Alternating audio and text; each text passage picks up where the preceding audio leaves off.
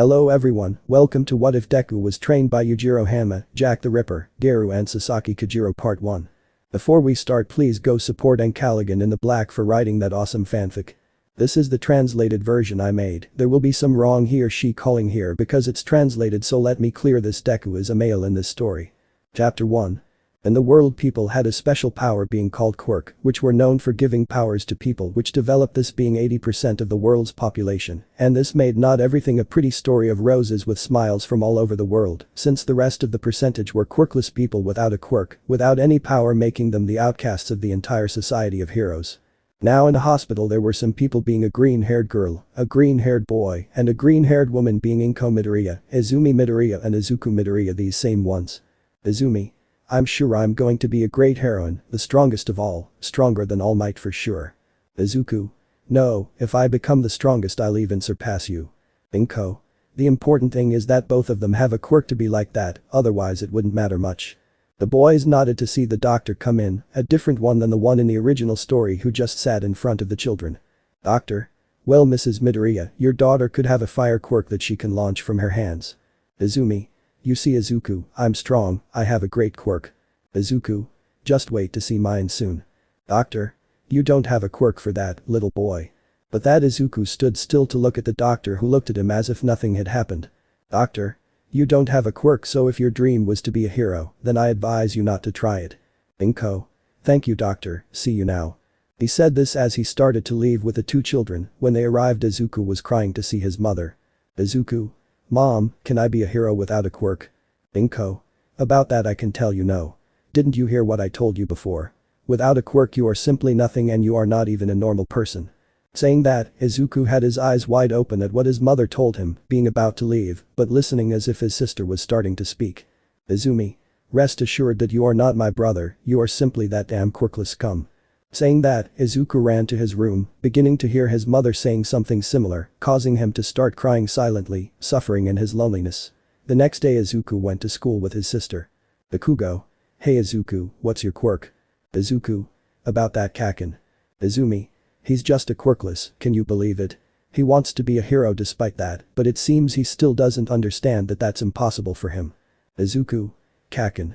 He was interrupted by Bakugo, who spoke. Bakugo. Deku. Izuku. How? Bakugo. You are a Deku, or in other words a real good for nothing useless person. Izuku. But Kaken. He was silenced by an explosion knocking him to the ground. Bakugo. Hey everyone, come and finish off the villains. Saying that, everyone went against the green-haired boy and started hitting him. After a while, he was in the director's room. Director? What happened again? Izuku. I'll tell you the truth, they hit me saying I was a villain and it wasn't a game, I don't want to be a villain. Director. Well, the rest of your classmates and your sister say the opposite. At that point Inko entered the place, looking at Izuku with a bit of contempt. Inko. Excuse me, but why did you call me? Director. Vera, let me explain everything to you. After a while he was entering his house, and when they entered Inko hit Izuku, throwing him to the floor so he would look at her, letting out some tears. Izuku. Why is that? Inko. And you ask? You tried to lie to me, the principal and the teachers, you are without a doubt the worst thing that could have happened to me, you are just an accident. The woman and the girl beat the green-haired boy, the days began to pass, and it was the same every day, blow after blow, until one day everything could come to an end. Izuku was being beaten by his companions while a man passed by the place. Izuku.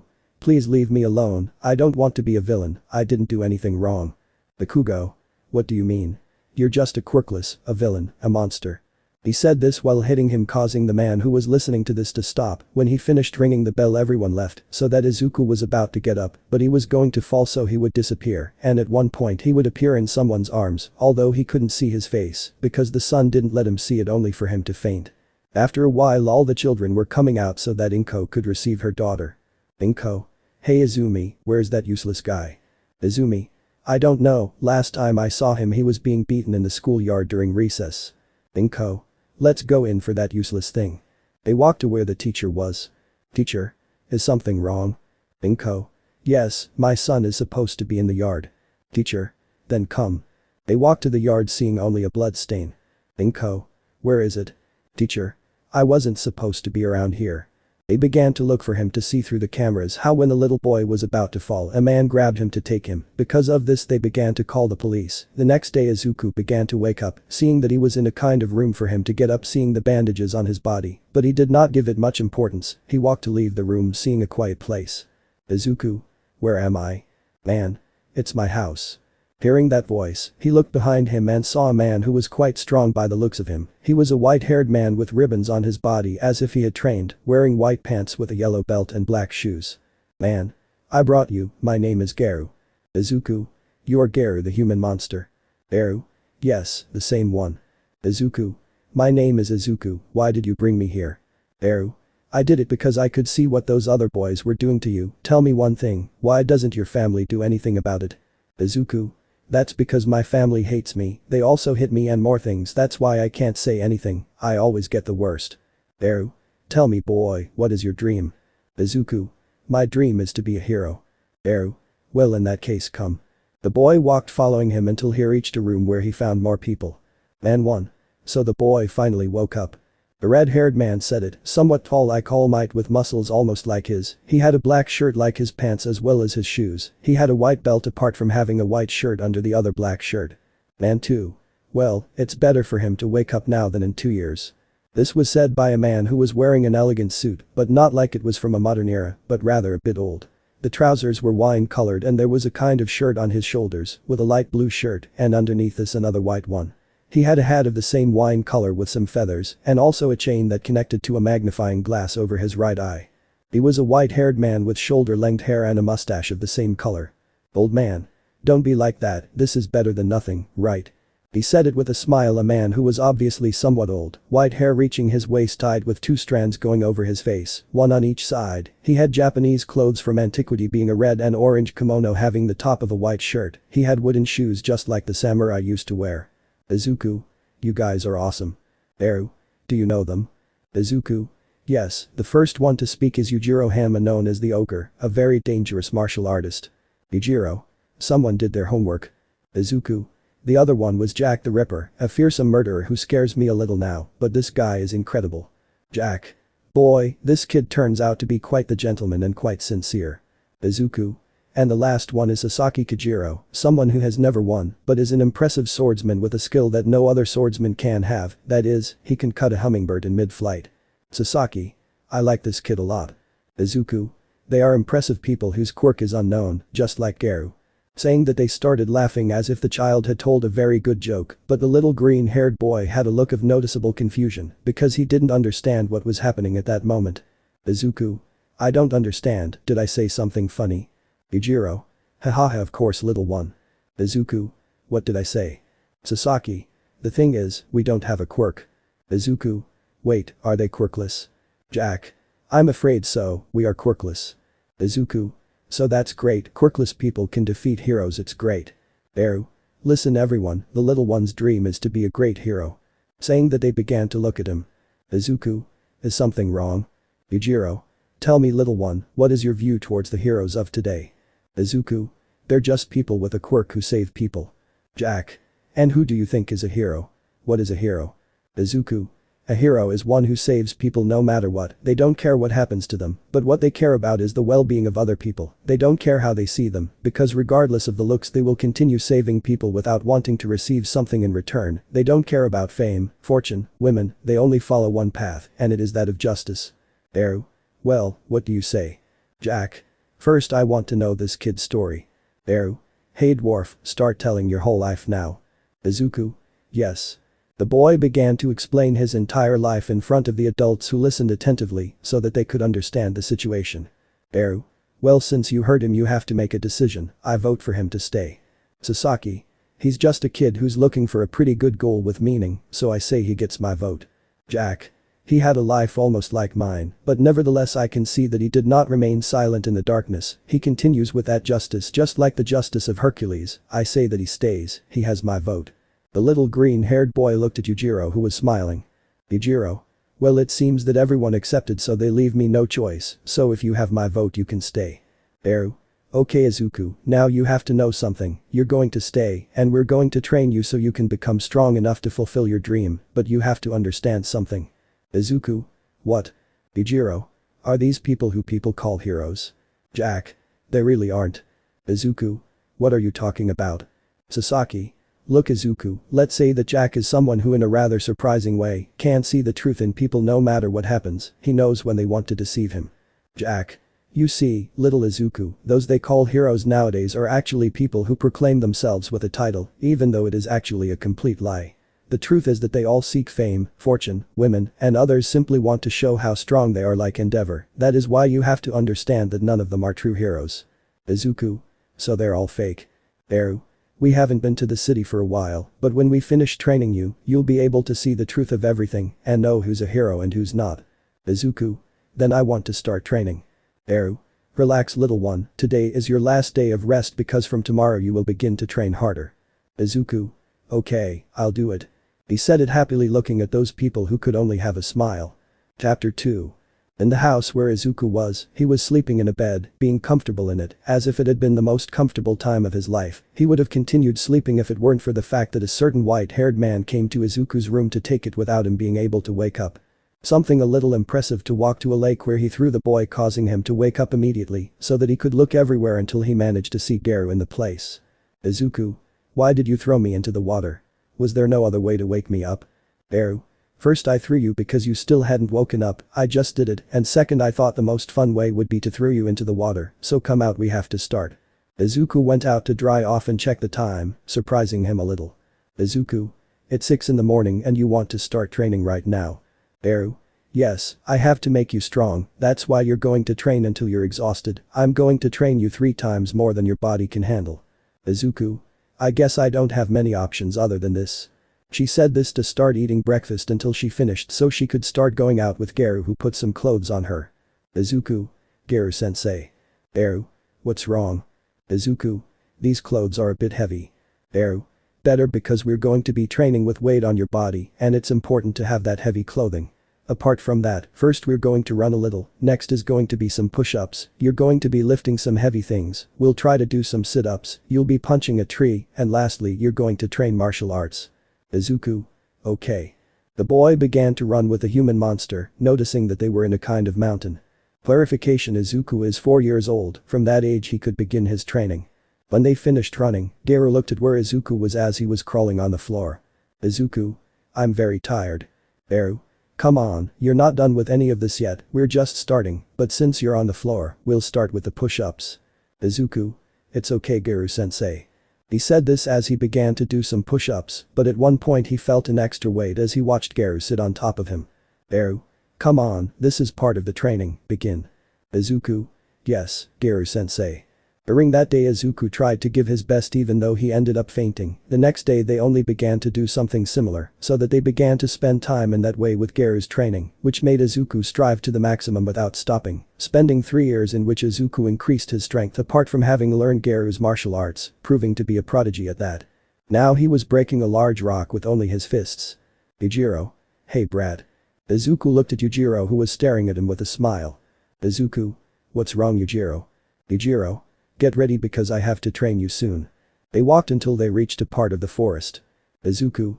What do I have to do? Yujiro. From now on you will train like I do. They saw a bear begin to approach, that bear standing on 2 legs was the same size as Yujiro. Yujiro. I want you to see me. The bear tried to attack the man, but the man kicked the bear in the side, causing him to fall. But he tried to attack Yujiro again without any success, since the red-haired man gave him a shower of attacks, causing him to fall to the floor bleeding from some parts, making it clear that he was dead. Yujiro. Did you see it, Brad? Izuku. Yes, he has enormous strength, it's great. Yujiro. Sounds good to me, you're going to have to prepare tea, because from now on you're going to train like me, I want you to follow my training. Izuku. Yes. The two began to train together, having a bit of a hard time for Izuku, as he was doing some almost superhuman things, such as breaking hundreds of things like rocks which were large, being 3 times the size of Yujiro, being something truly difficult for Izuku, who was giving his best to be at the same level as Yujiro. 2 years passed in which Izuku was training. Yujiro. Let's see what you can do now. He said this as he watched a bear of the same size go towards a green-haired man who kicked him in the side, causing him to roar in pain, so that he jumped and hit him in the chest, so that he hit him again on the paws, causing him to roar in pain, until he hit him in the snout, causing him to fall to the floor, with his jaw broken, while Izuku was on top of him. Jack. Looks like you made it pretty strong, Yujiro. Izuku. Hello, Jack. Jack. Looks like he might finally be on your level. Yujiro. Don't be so crazy. Jack. Come on, young Izuku, I need you to learn. They walked until they reached a room where Jack began to look at him. Izuku. So how do I get stronger? By breaking wood, push-ups, lifting weights. Jack. Please sit down so I can have some tea. Izuku walked over to sit in front of him to have tea with Jack, who was calm. Izuku. So what's the training? Jack. Well, the training started the moment you entered this room. Izuku. How? Jack. We could have started a long time ago. Izuku.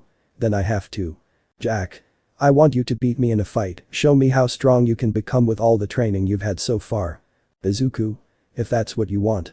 He said this as he stood up with a smile, about to attack him, but at one point he stopped, staring at him, and then jumped away. Izuku's thoughts.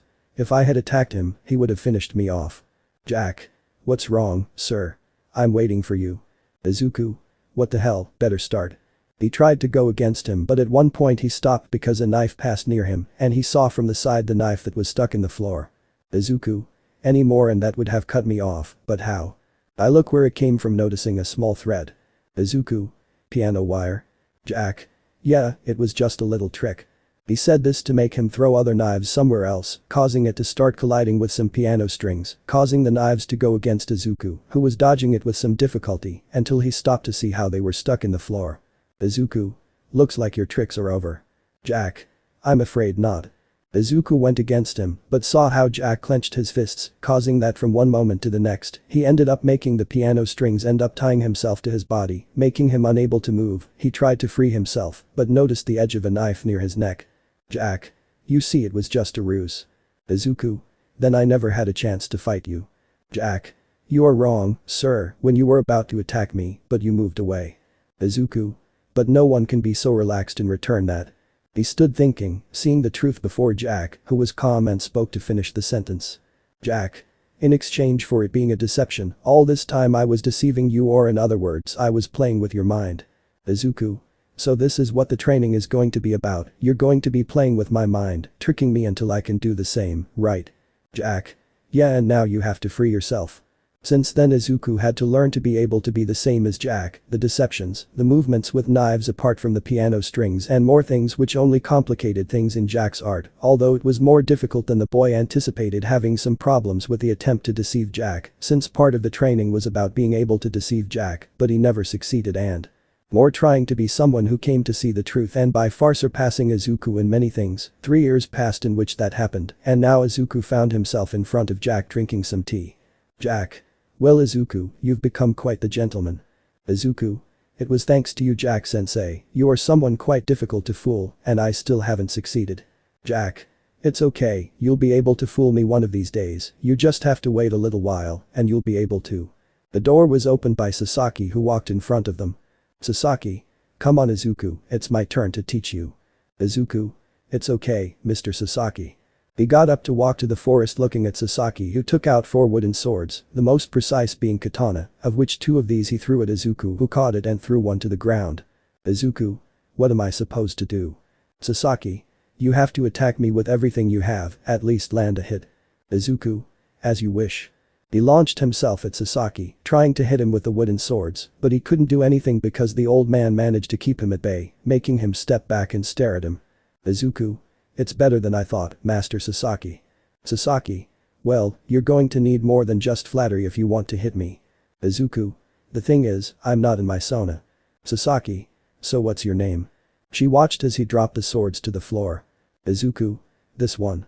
He launched himself against him, trying to do something to him, but the old man managed to repel each of Izuku's attacks, keeping him at bay until at one point he jumped into nothingness, but it seemed like he was using the air in his own way, and he was able to turn against Sasaki trying to attack from behind, but he dodged it to knee him in the stomach, causing him to fall to the floor, and when he knelt down in order to continue, he had what would be the edge of the wooden sword on his neck. Izuku. How did he do that? Sasaki. Let's say it's something I was able to develop over time, it's the perfect impression, since we walked I was analyzing everything, even your way of walking, to create a second figure of you in my mind, with which I was fighting, in some I ended up losing, and in others I simply won. Izuku.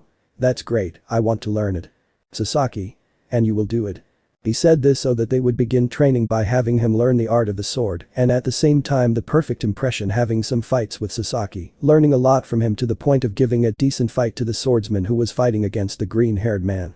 3 years passed and Izuku was under a waterfall on a rock enjoying the noise of nature until a bird, being a hummingbird, tried to fly over Izuku, but he took out his sword so that the bird would fly past until it reached a certain height where it was cut in half. Sasaki. Okay Izuku, come, I have to tell you something with the others. The green-haired man got off to go with his teacher until he met up with the others. Izuku. What's wrong? Yujiro. You see, we have to do some things elsewhere.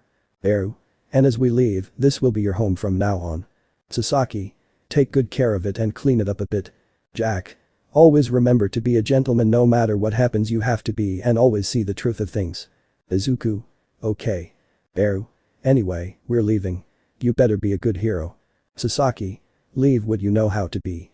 But that the four of them began to leave the place. Chapter 3. Since Izuku's teachers left, leaving the boy alone, who only began to train since he did not plan to stop in any way, spending an entire year in which the boy was training.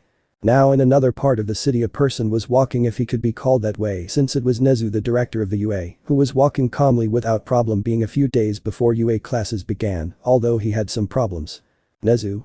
Everything is fine, it has already been decided who the students are going to be, although it is a bit bad that All Might did not want young Mirio as his successor.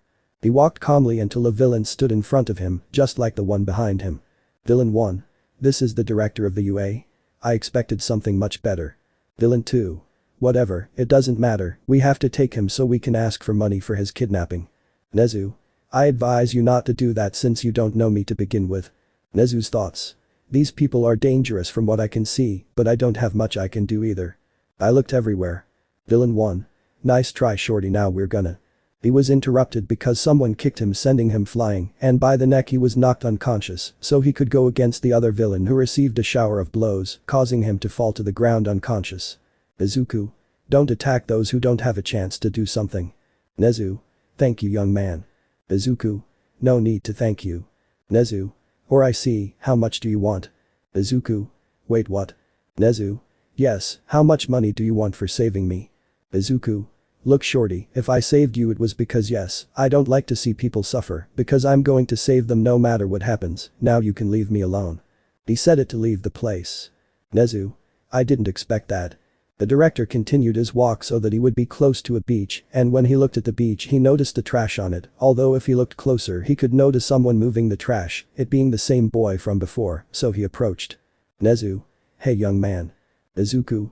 You're the same as before, I already told you that there's no need to thank me, just that next time you should be more careful when you walk around the city. Nezu. I'd like to know why you're doing this. This is supposed to be done by a professional. Izuku. Please don't start with that. Nezu. With what thing? Izuku. Like all the others, what makes a hero is a simple card showing that he is authorized, but it is not like that. Nezu. So what does a hero do? Izuku. A hero is that person who saves others, but does not do it for money, fame, women, he does it so that people are safe no matter what happens. He does not even care about his life when he saves people, if necessary, he will bear the hatred of the people, as long as they are safe. Nezu. Wow, you have the mentality of a true hero, what is his name? Izuku. My name is Izuku, just Izuku. Nezu. Well, I'm Nezu, the director of the UA, and I'm interested in having you in the UA, so you can be a hero. Izuku. Nice try, I know very well that he won't do it. Nezu. Why do you say that? Izuku. I know because I'm a quirkless and everyone, even All Might, says that quirkless can't fight villains. Nezu. But you saved me from 2 villains. Izuku. Never mind that, since I said it you're just not going to let me in. At one point a mountain of garbage was about to fall on some things on Nezu, but at one point he saw how Izuku was holding it. Nezu. This is amazing, that's a great weight and you can hold it like it's nothing. Izuku. I was only training to the point that some of my bones broke, today I can fight a villain, and I can say this because I was able to defeat some villains, not even using their quirk could they do anything. Nezu. I would like to try something, in a few weeks I want you to do a test, okay? Izuku. Okay, anyway, I don't have anything better to do, but tell me, can I bring something like weapons and stuff? Nezu. Yes, you can. Izuku. Sounds good to me. The weeks began to pass and classes started, so that now the entire class A was in a camera room. Uraraka. Why are we in this room? Nezu. Hello Class A, what happens is that I plan to let them have an extra partner, but for that they need to take a test. They passed with perfect results when they took the written test, but the other one is missing. Mineta. Is it a girl at least? Lita.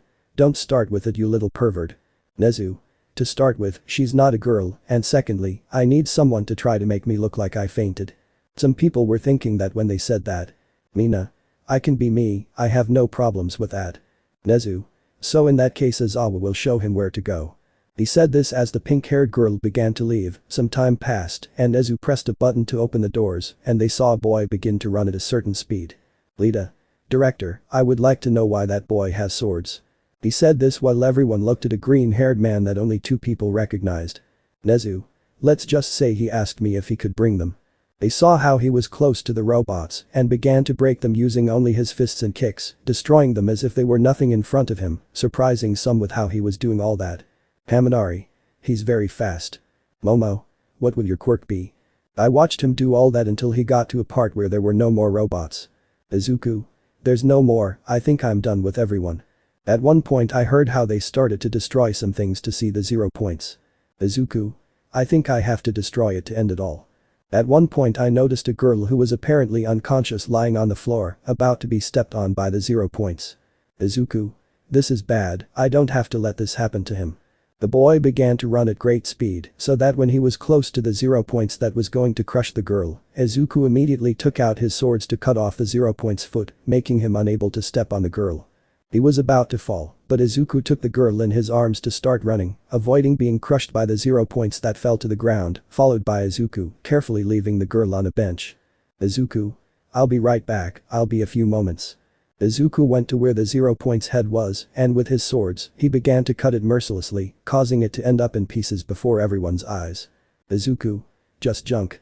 He went to where the girl was to take her to where Nezu was since he was at the exit. Nezu.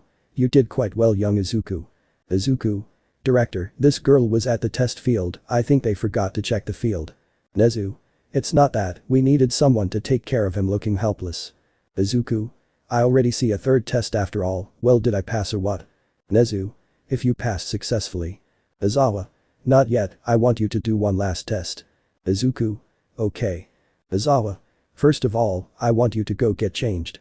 The green-haired boy left the place changing into the UA sportswear, leaving with it, although some girls blushed when they saw Izuku, since his physique was well made by the gods. Izuku. Okay, I'm done. What do I have to do? Aizawa. I want you to throw this ball inside that circle. Izuku. Okay. He said this to walk in front of everyone and throw the ball with great force for Aizawa to see. Aizawa. 112 kilometers, not bad. Izuku. Now what? Aizawa. I want you to use your quirk. But that the green-haired man fell silent as did the director. Aizawa. What's wrong? Do it. Izuku. I don't have a quirk about that. All that. Izuku. As you heard, I don't have a quirk, I'm quirkless. Aizawa. So how did you get into this test? Nezu. I was the one who left him, I see potential in this boy and I want to see how far he goes. Izuku. If you want, I can throw it using all my strength. Aizawa. Well then I want you to do that. They saw how he began to prepare himself, starting to put more force on his arm, noticing how his veins began to show a little, so that he could throw the ball, although when he did so, the sleeve on his arm ended up breaking, surprising everyone. Aizawa. A total of 599 kilometers. Saying that, everyone was surprised as they looked at Izuku who was calm. Aizawa. I think you won't be able to get into UA anyway. Izuku. Listen to me carefully, I don't care about being quirkless, anyway, I'm going to prove that a simple quirkless can surpass people who have a quirk. Aizawa. If you put it that way then I want to see the following evidence. But that they moved on to the race part for which they prepared. Aizawa. It begins. He said this so Izuku would start running while the robot said. Robot. Finished in 1.32 seconds. Aizawa's thoughts. Is this boy really quirkless? They saw how they went to the jump in which Izuku when he jumped went through the entire arena, surprising them, so that they could go to the next one which was pressure force, in which he took the machine to begin to apply force before everyone's eyes, so that they could perfectly see how it began to crack, until it ended up breaking completely surprising them, since none of them could achieve that. Until then. Izuku. It seems that at the end of everything being a quirkless I can show some strength. Aizawa. Well, I'll be honest with you, I'm completely surprised by this, you can enter the UA, we're going to prepare things so you can be in the UA. Izuku. Okay, I think it's fine, actually. He said this while walking calmly as if there was no problem, under the gaze of everyone. Bakugo. Wait, I don't accept this Deku as my partner if he's simply quirkless. Izuku. So if you have problems with me, let's fight a little to see how to end everything. Bakugo. Are you challenging me to a fight? Izuku. I have no problem teaching you a lesson right now. Bakugo. If we go like that then I'm going to destroy you to the point that you'll wish you never wanted this. He said this as he lunged at Izuku to finish him off with a punch, but when he was close, the green-haired man dodged him to knee him in the stomach, knocking the wind out of him, followed by a punch in the neck, leaving him unconscious, surprising everyone as he left him on the floor with some care. Izuku. Since I was able to prove it, does anyone else want to try it? One more fight, I have no problems. I can always keep fighting without problems since it's always the same. He said this with a smile as he waited for someone else to step forward. Izawa. I think that's all, you can go home. But that everyone began to go home, with Izuku being calm, while the rest had doubts about the green-haired boy. Chapter 4. Izuku was waking up to start his daily routine, being waking up, training a little in the morning, doing some laps around the mountain, practicing his movements a little, and lifting some heavy things so he could go take a shower and have breakfast so that when he finished all that he could go prepare things to be able to go to the UA being calm. He went to the garage where he was able to find something that could help him a lot with the trip since it was a gift from his teachers. At the UA everyone was training calmly until they heard a noise to see how a motorcycle was arriving at the place. Boy 1. Who could that be from? Boy 2. I don't think it's from a student, that's impossible, it has to be from a teacher. Girl 1. But look at his clothes, he's a UA student, he has to be another student, but what class is he in? Everyone saw how he took off his helmet, being Izuku, who had a slight smile that made the girls blush. Izuku. It was true about the main character's trademark smile. The green-haired boy walked to enter his classroom, going directly to the back, a part where no one would be near him, while little by little the others in his class arrived, and when they saw him they began to murmur, but this did not matter to him since he was reading a book and at the same time he was wearing headphones listening to music until he noticed someone was next to him. Boy. I'm Tenyalita and it's a pleasure to have you with us. He was interrupted by Izuku, who barely gave him a little hand to continue with his thing. Izuku. Please don't keep talking, I know that some of you don't like having a quirkless among you and I was only able to get in by luck. Lita. But nobody thinks. Izuku. We know I'm telling the truth, you can go on with your thing and go with your friends, I don't care about the truth. The boy left while everyone just whispered about him until Izawa arrived. Izawa. Well, we can start classes now, as you know we have a new partner, please Izuku introduce yourself. But that Izuku stood up. Izuku. My name is Izuku Kojiro, my hobbies are only training and seeing some unspecial things, I think you don't care about my likes, I don't think you care about my dislikes, and my dreams are only to prove that a quirkless can surpass people with a quirk. Izawa. It also gives us some advice on how not to get angry. Izuku. Yeah, all those pretending to be a hero better not come near me, or I swear you're going to have a bad time, that's all. Izawa. We might as well start classes. Classes began as normal, but at the end they began to go to the dining room since it was break time. Once Izuku had his tray of food, he was just walking calmly until he noticed an empty table that he approached, although at the end he could notice a boy. Izuku. Excuse me, can I sit? Boy. Yes. Izuku sat in front of him so he could start eating peacefully. Boy. So you're that Izuku, the first quirkless boy who entered the UA. Izuku. Then we could start talking about me, interesting. Boy. Well, it is said that a certain Izuku, a green-haired man, is quirkless, and there are not many green-haired people. Izuku. That makes sense now. Boy. By the way, I'm Shinso from class 1B. Izuku. Nice to meet you, Shinso. Shinso. You know what, I would have gotten into class 1A if it weren't for the fact that the physical test was breaking robots. Izuku. What's your quirk? Shinso. My quirk is being able to control people's minds, although for that I need someone to answer at least one of my questions. Izuku. It's a great, very powerful quirk, although the problem is your physique. If you had trained your body a little more, you would have entered class 1A without a doubt. Shinso. This is the first time someone has said something good about my quirk. Izuku. Don't worry, you can see that you can always trust me. How about being my friend if that's okay with you? Shinso. Why that question? Izuku. To be honest, since I became quirkless I never had any friends. Shinso. Then I'm fine with being your friend. At one point they heard a girl. Girl. So you're this Izuku, nice to meet you, I'm Kendo from Class B. Izuku. I see, nice to meet you Kendo. Kendo. They say you are very strong, even so strong that it seems like you have a quirk. Izuku.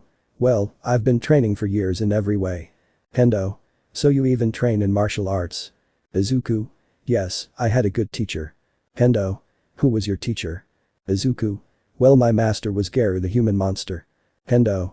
But it is said that this guy is very dangerous, someone without a shred of feeling, and only thinks about destroying like a monster that calls himself. Izuku. Well, the part about him calling himself a monster is true, but if you know him well you could see that he is someone kind in a certain way. Shinso. If you were trained by a dangerous one, I don't imagine it's the only one. Izuku. Well no, there was more than one that I was able to train with and none of them were very kind, let's say. Kendo. Who else? Izuku. Otherwise I remember Yujiro Hanma wrong. Kendo. This has to be a joke, that guy is known as the Izuku. Like the ogre, one of the most dangerous people in the world, apart from his quirk being a mystery, I know, but he is less kind than Garou, that does end up being a little true. Shinso. I just have doubts about who else could have trained you. Izuku. Well there were 4, and until now I told you about 2, but the third was Jack. Kendo. That guy doesn't sound like that dangerous anymore. Izuku. No. He said it with a little nervousness while eating a little, being noticed by the 2. Shinso. What kind of Jack are we talking about? Izuku. Nobody in particular except that he's Jack the Ripper. Saying that, Kendo, who was drinking, ended up spitting out his drink upon hearing that. Kendo. Aren't there any more? You just mentioned 3 very dangerous people whose quirk is unknown. Izuku. First, they are not that dangerous when you meet them, and second, they do not have a quirk, they are simple quirkless like me. Shinso. That's a little hard to believe. Izuku. I know, but it's the truth out of pity. Kendo. There's one more left anyway, I can't wait for you to tell me who is the 4th most dangerous person who could train you. Izuku. Well, Sasaki Kojiro. Kendo. That's the famous swordsman who never won, but may have had a technique that no one else has. Izuku. Yes, the same one. Kendo. But that guy is very kind. Izuku. Well, if he is kind, although at the beginning of the training he humiliated me easily. Shinso. And don't tell me you were able to develop that ability from that Sasaki guy. But that Kendo immediately looked at Izuku, who had a slight smile. Izuku. Let's say I could do it. Kendo. I can't believe this. Izuku. One more thing by the way, I would like to know if you know where the hero costumes can be made. Kendo. If we have a partner who does the same thing, hey Mei, come. The pink-haired girl approached Izuku's side. Mei. Yes Kendo, what's wrong? Kendo. He needs something for his suit. Mei. What do you need? Weapons. Storage. What do you need? Kendo. As you can see, she always wants to do this kind of things. Izuku. Sounds good to me. The boy took out a notebook and passed it to Mei. Mei. And this? Izuku. Well, it's a little difficult to explain with words, but with this I'm sure you'll be much better guided. Mei. Okay, I'll do my best. Boy. So this is the loser's table, obviously taking out Kendo T. They looked to one side and saw a blonde man with silver hair. Izuku. I'm sorry, but are you? Shinso. He's just an arrogant jerk named Monoma, and the other idiot is Tesu. Monoma. What's wrong with you, human mind? Do you have problems with me? Tesu. He's not the only one since he's with a weirdo from the experiments. Kendo. Hey monkey. He watched as Izuku stood up with his gaze downcast. Monoma. What do you want? Izuku.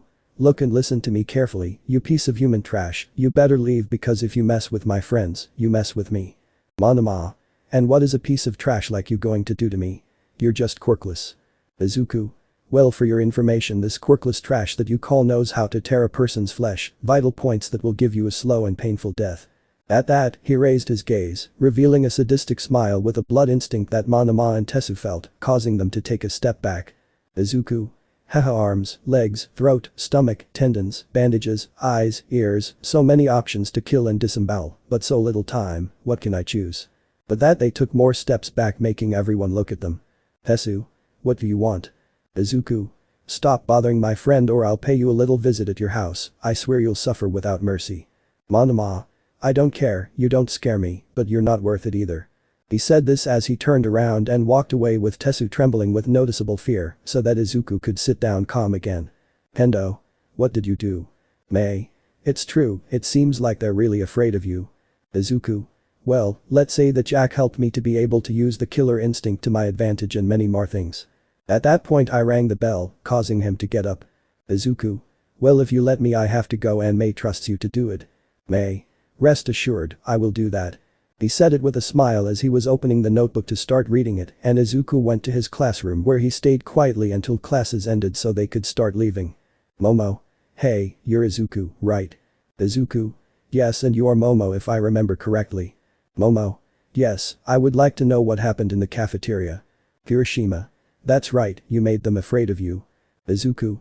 Well, let's say I was able to learn how to do it thanks to one of my teachers. Kirishima. Does it work? At that, it changed to a sadistic look as well as that smile staring at Kirishima, along with a slightly creepy voice with kindness and fear. Izuku. Do you want to know the truth? But that everyone was a little scared, but especially Kirishima, who relaxed when he saw how Izuku left that part so that he would get excited now. Kirishima. Can you teach me that one of these days? Izuku. Yes, but to start you're going to suffer a little for that.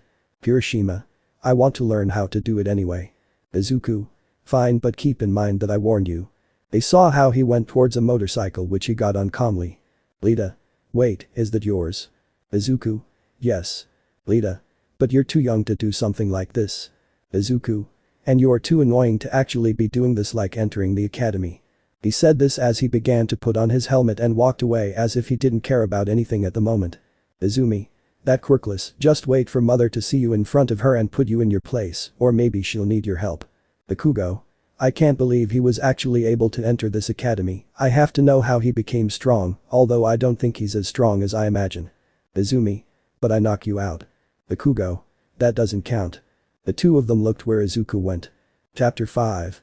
The days passed since Izuku was able to enter the UA, and the boy was able to talk a little more with his classmates, already knowing how they are, although he was also friends with Shinso, Mei and Kendo, although that was not the only thing that happened again, since what happened with Monoma, he never dared to approach Izuku or the others for fear of him.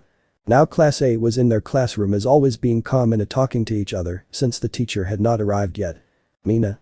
Hey Izuku, why don't you tell us more about yourself? Izuku. What can I say? I have nothing interesting and you have to know that. Jiro. Well, you didn't tell us practically anything about yourself. Kirishima. Well, I can explain a little bit about how we shouldn't get close if we're just pretending to be real heroes. Izuku. Well, I say this because I was able to find out that many people with the title of a hero are fake, since they are only in this job for fame, money, women, or simply recognition, things like that. They can do other things, but using something like this, the title of heroes, is something that they do not have to use because they are not really heroes. Momo. So you're just looking for the truth apart from proving that quirkless can be more in this world. Izuku. Yes, those with the title of a hero can abuse their power, do injustice, and I do not tolerate that. Kirishima. Well, you can rest assured that we don't do things like that. Izuku. Well, some of you, like two perverts, let's say you're the complete opposite, although sometimes there are some exceptions. Jiro. Like which ones? Izuku. Well, money is one, the person who has financial problems in the family and sees this to be able to save them, well, I can say that it is justifiable. Saying that, a certain brunette looked with a smile at Izuku, who was with the others. Todoroki. You seem to be a person who can understand other people. Izuku. I'm not saying I can understand them, I'm just trying to understand them. Momo. Where does that way of thinking come from? Todoroki. It is said that some people who suffered in their past can develop a similar mentality. Izuku. That leads you to think that I suffered in the past, right? Todoroki. Yes. Momo. Don't say that kind of thing. Izuku. It's okay, I can't say I suffered because they were small things. Todoroki. Can you be more specific? Izuku. Well, at first my mother loved me like a sister, but when we found out I was quirkless they simply rejected me, they didn't take me as a family member, they hit me constantly, and at school the one who was my best friend turned his back on me and they played a game called Attack the Villain or the Monster. Obviously I was the villain, and every time I went to the principal's office to tell the truth I was the one who got the worst of it all. Momo. It sounds like you really suffered. Izuku. Like I said, it was little, there are worse things in life, but well, I don't have to let those things affect me. How about the teacher arrive? That confused everyone until they saw All Might passing by, like the original story in which they had to go change, but in the boys' locker room. Mineta. Hey, look at this, there's a hole so we can see the girls, I'll be able to see Momo's tits, maybe Jiro's ass, or… He fell silent after receiving a blow from Izuku, causing him to end up unconscious. Izuku. I don't like perverts. When they left, the girls blushed at seeing Izuku. The green-haired man was wearing a dark brown cape, leaving a bare torso which had some bandages, although his burly body was noticeable. He had black pants with a belt which had two swords, being a katana with black shoes like Garou's. Apart from the swords, you could see two bags which were a brown color. Hiroshima. How do you have a body like that? Izuku. Let's say I've been training for years. Since I was 4 years old I've been like this, but still my suit is not complete. Hiroshima. How is it not complete? Izuku. Something's missing. At that point I heard a scream. May. Hey Izuku, I was able to do it in time. He said this as he approached a green-haired man with small dark circles under his eyes. Izuku. Thank you very much, May. He said this while putting on two gloves, which were red with the fingers open. They had a kind of metal circle, and at the tips of the fingers were small pieces of metal. Hiroshima. What's that doing? Izuku. I'm afraid it's a secret for now. All Might. Okay, young people, my test is about teams of villains and heroes. Teams of 2, the villains will leave a bomb, which has to finish its count to win or defeat the heroes, but they can touch the bomb to win or defeat the villains. The teams will be ranked. He said it so that the teams would be like the original story.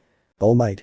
Well, young Izuku, since you are the only one left without a team, I'm afraid you cannot participate. Haminari. In fact, Professor Mineta seems unconscious, so he can't do anything. Izuku can replace him. All Might. How did that happen? Sato. He slipped and fell to the floor. All Might. Well, young Izuku is going to replace him. The teams began to pass until it was Izuku and Momo's turn, who were heroes. They looked at the building. Momo. What's the plan? Izuku. I don't know what his quirk is, this makes it more complicated. Momo.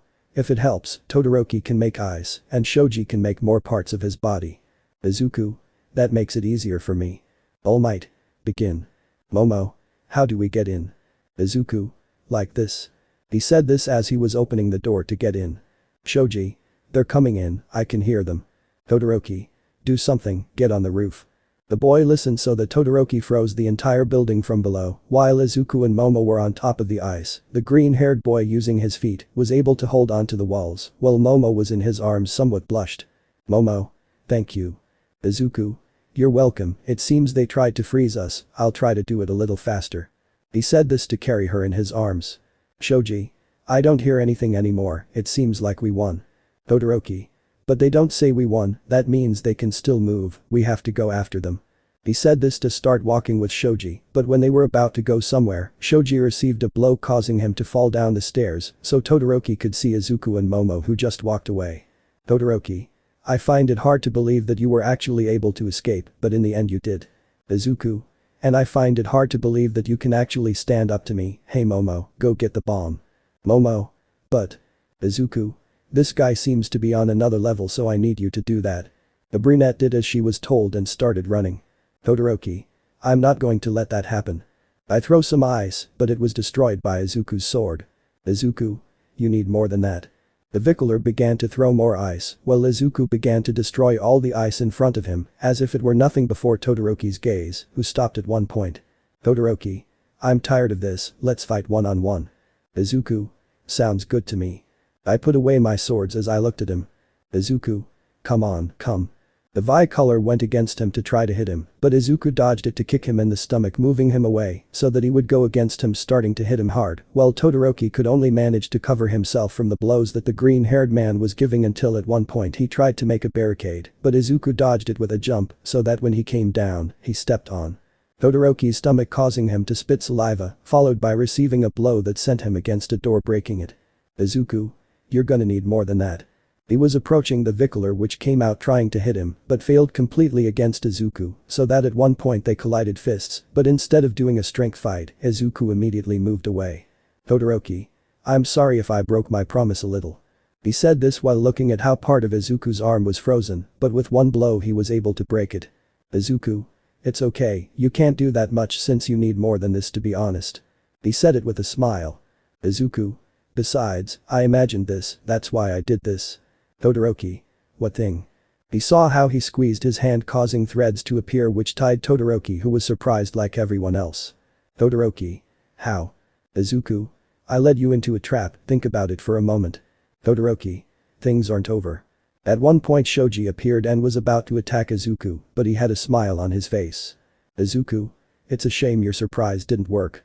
When Shoji tried to hit him, he couldn't and the blow came back at him, surprising him. Shoji. How? Izuku. My threads have part of these metal which makes them very resistant to the impact of other things. You didn't think they were just simple threads, did you? Shoji. You. He fell due to a cannon shot from Momo, who had a winged cannon of her own. Momo. It's good to know that you had this plan. Izuku. Of course I had it, it was just a matter of thinking a little, nothing more than that. Have you found the bomb yet? Momo. Yes, this way. He said this while opening the door for Izuku to start walking. Todoroki. No, no, no, I'm not losing to a quirkless. Izuku looked at him out of the corner of his eye to notice how he slowly took out more ice so that he could start running. Izuku. Momo, come in now. Momo. What? At one point Izuku took her in his arms and ran straight to the window to break it with one jump, although the brunette noticed how the ice was beginning to appear throughout the building. When they left, Izuku put her in his arms so that her body would fall and hit the floor, protecting the brunette from the impact. Izuku. Are you okay? Momo. Yes, thank you, but how are you?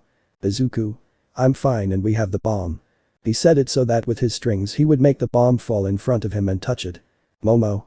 You already thought about it, right? Izuku. No. I noticed how the girl had a cut on her arm, so she took off one of her bandages and put it on Momo, surprising her. Momo. Thank you. Izuku. You're welcome, I just noticed that you were hurt and I put the bandage on you, it's something anyone would do if they were in my place. She said it with a smile, blushing a little at the ebony, but she noticed something. Momo. Your arm Izuku is. The green-haired man looked at his arm, noticing that it was a little twisted.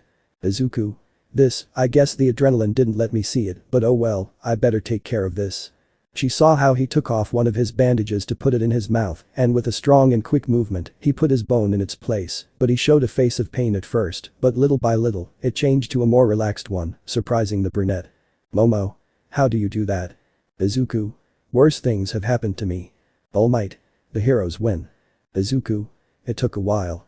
He stood up to extend his hand to Momo, who accepted to get up and go to the camera room. All Might. Young Izuku has to go to the infirmary. Izuku. Why? All Might. His arm. Izuku. This. I'm fine now, except more than once I had to be my own doctor, I know what I'm doing. Hiroshima. Hey Izu bro, it was great when you jumped out the window with Momo in your arms. Haminari. If you could have protected yourself but instead you exposed your body before, why? Izuku. Because that's what a man does. Hiroshima. A man among men. Mina. How did it feel to be saved by him? Momo. Well. The girl blushed as the day passed, ending everything like the original story with everyone going home. Chapter 6. Izuku was going to UA on foot since his motorcycle ended up with a broken part and he was fixing it. While he walked he began to notice that there were people at the door of the UA being reporters who were asking questions about All Might, but the green-haired man just ignored them completely in order to pass between the people who did not pay attention to him since they still did not know anything about the green-haired man. He passed between the people so that Izawa would close the door like the original story, but Izuku for a few moments looked at the closed door. Izawa. What's wrong Izuku? You have to go to class right now. Izuku. Yes, I know, what happens is that something just came to my mind. He said this as he went to his living room where he sat quietly so that he would notice how someone approached him. Momo. Hello Izuku. Izuku. Hello Momo, is something wrong? Momo. No, why? Izuku. Well naturally I spend my time alone in this place being more than calm all the time since they rarely talk to me and they always come in groups and you coming alone is a little strange because of that. Momo. I just wanted to thank you for yesterday. Izuku. Well, you're welcome, it was just a small detail that any other person would do just like me. At one point he saw someone put his hand on his bench with a little force so that he could see Todoroki who had a sour look. Izuku. Something's wrong Todoroki. You look a little upset, to be honest. I think I have some tea to help you with that. Todoroki. Don't come with that, tell me the truth, you feel proud for beating me, right? Although I came to clarify that you only beat me because you touched the bomb, nothing more than that. Izuku. If it was only that then I can tell you that I only did what we were supposed to do, by the way they did their part of the test quite well. Todoroki. What are you talking about? Izuku. Well, he was talking about freezing the entire building in order to finish us off, so it was a pretty good villain side to be honest. Todoroki. You miserable. Izuku. By the way, I don't like being arrogant about everything because if I were as arrogant as you're telling me then I would be getting confident all the time and you have to know well that I will never trust anyone. Todoroki. That's all I want to fight again. He was interrupted by Momo, who looked somewhat annoyed. Momo. Leave him alone, he didn't do anything more than what All Might said, you have to accept what happened. Todoroki just left a little angry in front of everyone's gaze. Izuku. I guess you didn't need to say that. Momo. What are you talking about? Izuku. Well, he acted like any other person would in his state, he was practically defeated by trash, that's why it's normal, nobody likes to be defeated by trash. Momo. Why do you call yourself trash? You did amazing things during the test. Izuku. I say this because all the people I met in my life, even my ex-family, said that quirkless people are just trash, scum that takes up space in this world, and that gives me more reasons to be a hero. Momo. How? Izuku. If I show that a quirkless becomes the strongest to the point of defeating people with a quirk, it will make it clear that we can fight, we are not garbage, we are not scum in this world that only takes up space, we are more than that. The brunette looked surprised at the green-haired man who had a somewhat serious look. Izuku. The teacher has arrived. At that Izawa appeared before everyone's eyes while the teacher just sat in front being a bit tired from dealing with so many reporters. Izawa. Well my dear offspring, what's going to happen now is that we have to choose the class presidents, I don't care how you do it, you just have to do it. Saying that, almost everyone began to raise their hands as they began to give reasons why they should be the class presidents before Izuku's gaze, who only sighed. Izuku. It seems that at the end of all this it's just people with powers who don't think. Everyone was screaming until they saw Mineta fly until he crashed into the wall, causing everyone to see Izuku as he was standing. Izuku. Thanks for bringing this to my attention, I'm sorry if I threw it out there since I had my hand raised for a while, but no one was paying attention to me, now that I have it, I would like to give an idea, it's small, I would like to put this to a vote, nothing more. Mina. What are you talking about? Izuku. Well, if we put it to a vote, we can choose who will be the class president, since to be honest, this is chaos, and we will be choosing a president until tomorrow. He said it so that everyone could see each other. Haminari. But if we do that then everyone will vote for themselves. Izuku. Well, whoever votes for himself will prove to be a power-hungry person who is not governed by others, but by himself, that is more than clear. He said this as he began to write on a piece of paper and left it in a box in front of everyone. Izuku. I say we do it this way, the rest do as they want, but it seems to me that this is the most civilized way to do it, whoever wants to do it this way I ask you to do it in an orderly manner, and that one by one the one who goes apart please do not look at who voted for who. He said this to sit in his place, and everyone began to pass by, so they could start doing it until they finished, and Izawa began to put the names of the people and their number of votes on the board. Izawa. Well Momoyae Rozu is the class president. The raven stepped in front of everyone. Izawa. And as president Izuku will be.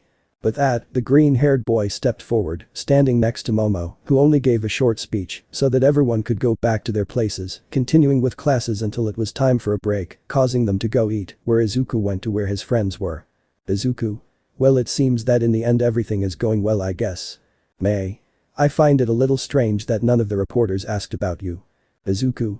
Nobody knows there's a quirkless at UA, and that's why there are no questions. Shinso. In fact, if we look at the UA internet lines, there are some questions about whether there really is a quirkless in the UA. Izuku. And how did they respond? Shinso. There's actually no response, it seems like they don't want this to go viral in any way. Kendo. But there is something that went a bit viral within the UA among students. Shinso. We all know well that Izuku being quirkless is nothing new. Kendo. I'm not talking about that, I mean that between the pages of conversations there are some things.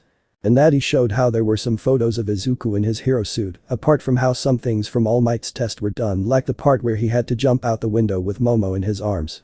Kendo. Tell us now, how were you able to get a body like that? Izuku. I can only say that I have been training for a long time, that has to be more than obvious, but speaking of training Shinso, have you already trained a little? Shinso. Yes, I have been following your advice a bit and training my body a bit more. Izuku. Much better, that will help you a lot in the future, believe me. Then they heard someone. Momo. Can I sit down? Kendo. Yes, we have no problems. The girl sat next to the orange-haired girl in front of Shinso and Mei who didn't understand. Momo. We'll have to talk about things sometime. Izuku. I know, you don't need to say it. Shinso. What's wrong? Izuku. Well, Momo is the president of Class A, and I am the vice president. Kendo. Well, it's a pleasure Momo, I'm Kendo and I'm the president of my class. Momo. Hello. Izuku. Well if this is all I think I have to go. Kendo. Why? Izuku. Well, I have to prepare some things for a quick trip through the forest, my motorcycle broke down due to some things, and I have to be fast to get home, and the forest is not always so quiet. May.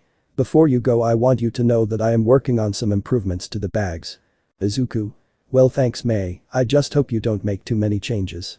At one point they heard an alarm from the UA for everyone to start running, although they ended up more than squeezed in front of Izuku's gaze who noticed the reporters. Izuku. This is bad, I have to do something. Momo. How do you want to get his attention? Izuku. I have an idea. With one leap he began to use the walls to jump until he reached the front of everyone, attracting the attention of some. Izuku.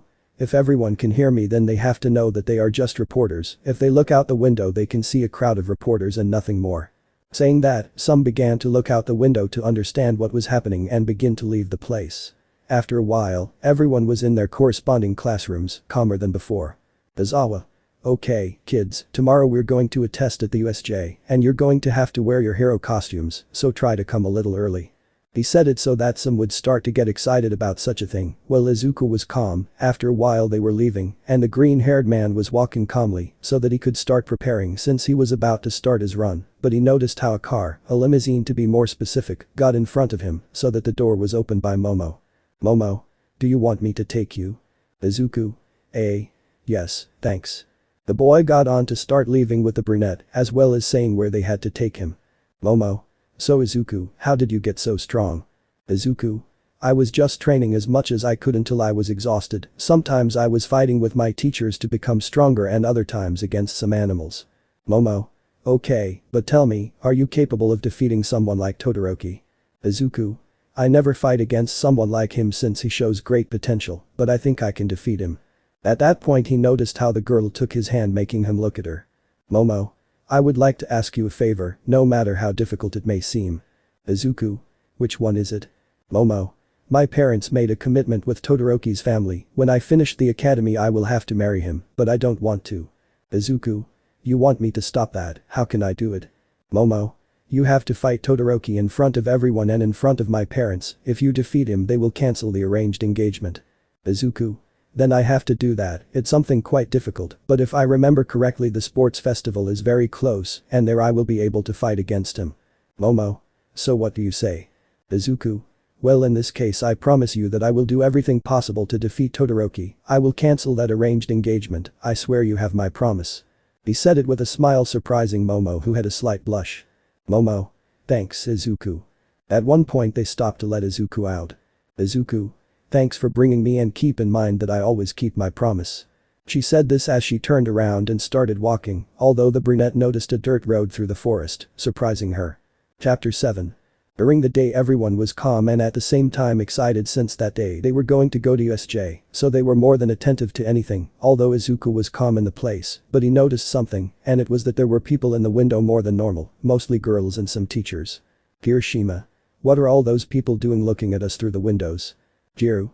More than anything they are looking at Izuku for his body, and I see that they are taking advantage to take some photos of him from all parts of the place that they could get to. Izuku. We better get on the bus already. Everyone entered to start leaving the place starting to talk among themselves. Few noticed that Momo sat near Izuku who was at the back of everything, but they left him aside. Mina. Hey Izuku, you are quite a strong person, but how have you been training? Izuku. Well, my first teacher forced me to wear heavy clothing so I could train normally and in martial arts, the second made me fight some animals and break things with just my hands. Kirishima. They sound like people who are strong. Izuku. And they are. Sai. I think there are more. Izuku. Yes, too, the third taught me how to cheat and how to handle knives with threads, the last one taught me how to fight with swords. Haminari. So that's how you became so strong. Izuku.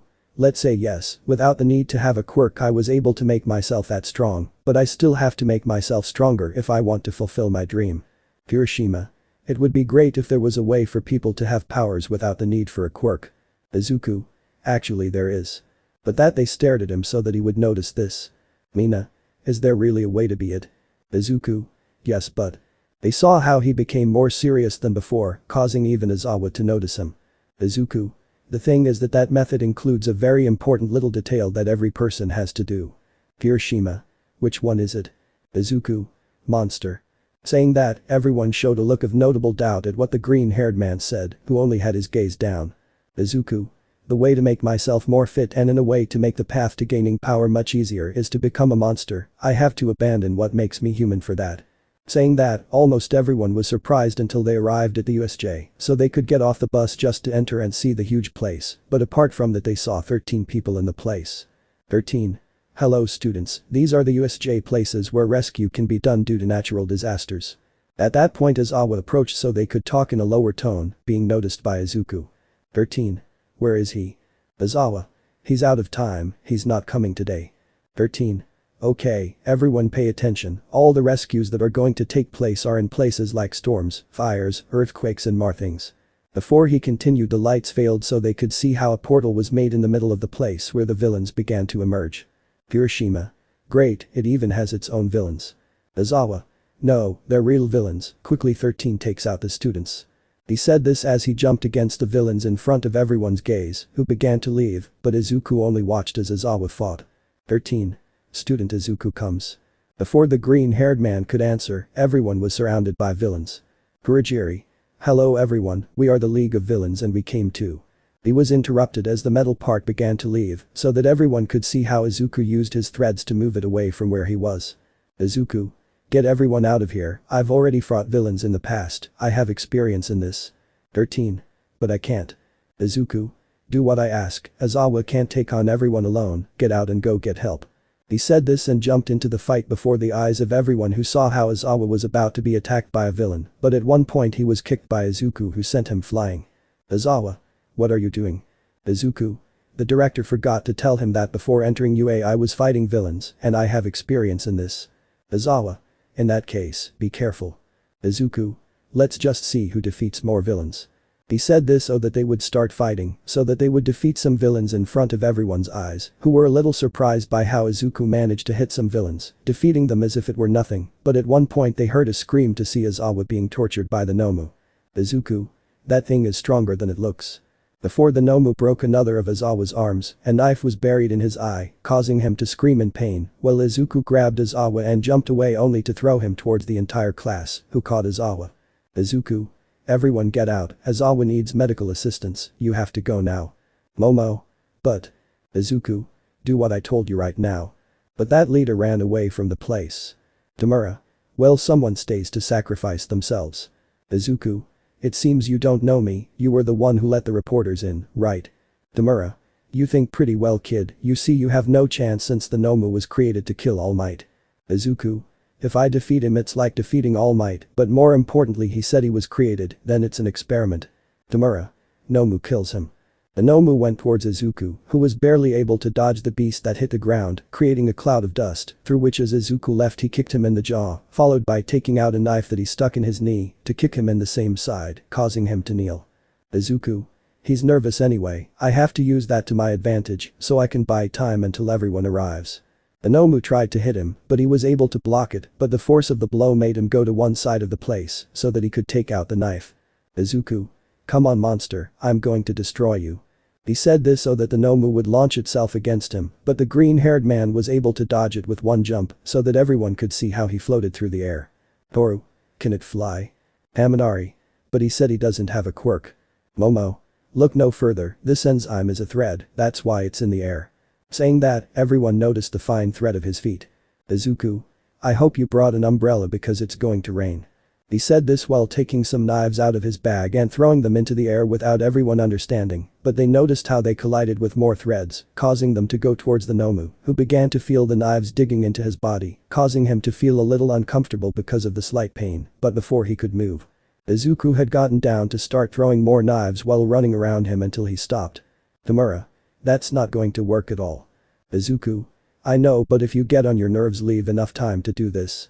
He said this as he took out his swords and began cutting them in front of everyone's eyes, although he was recovering as if nothing had happened. Izuku. This has to have a weak point.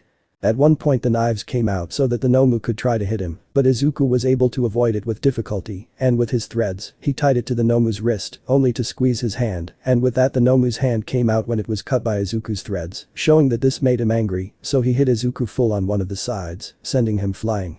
Haminari. He needs our help. Izuku. No, go out, I have to keep it here as long as I can.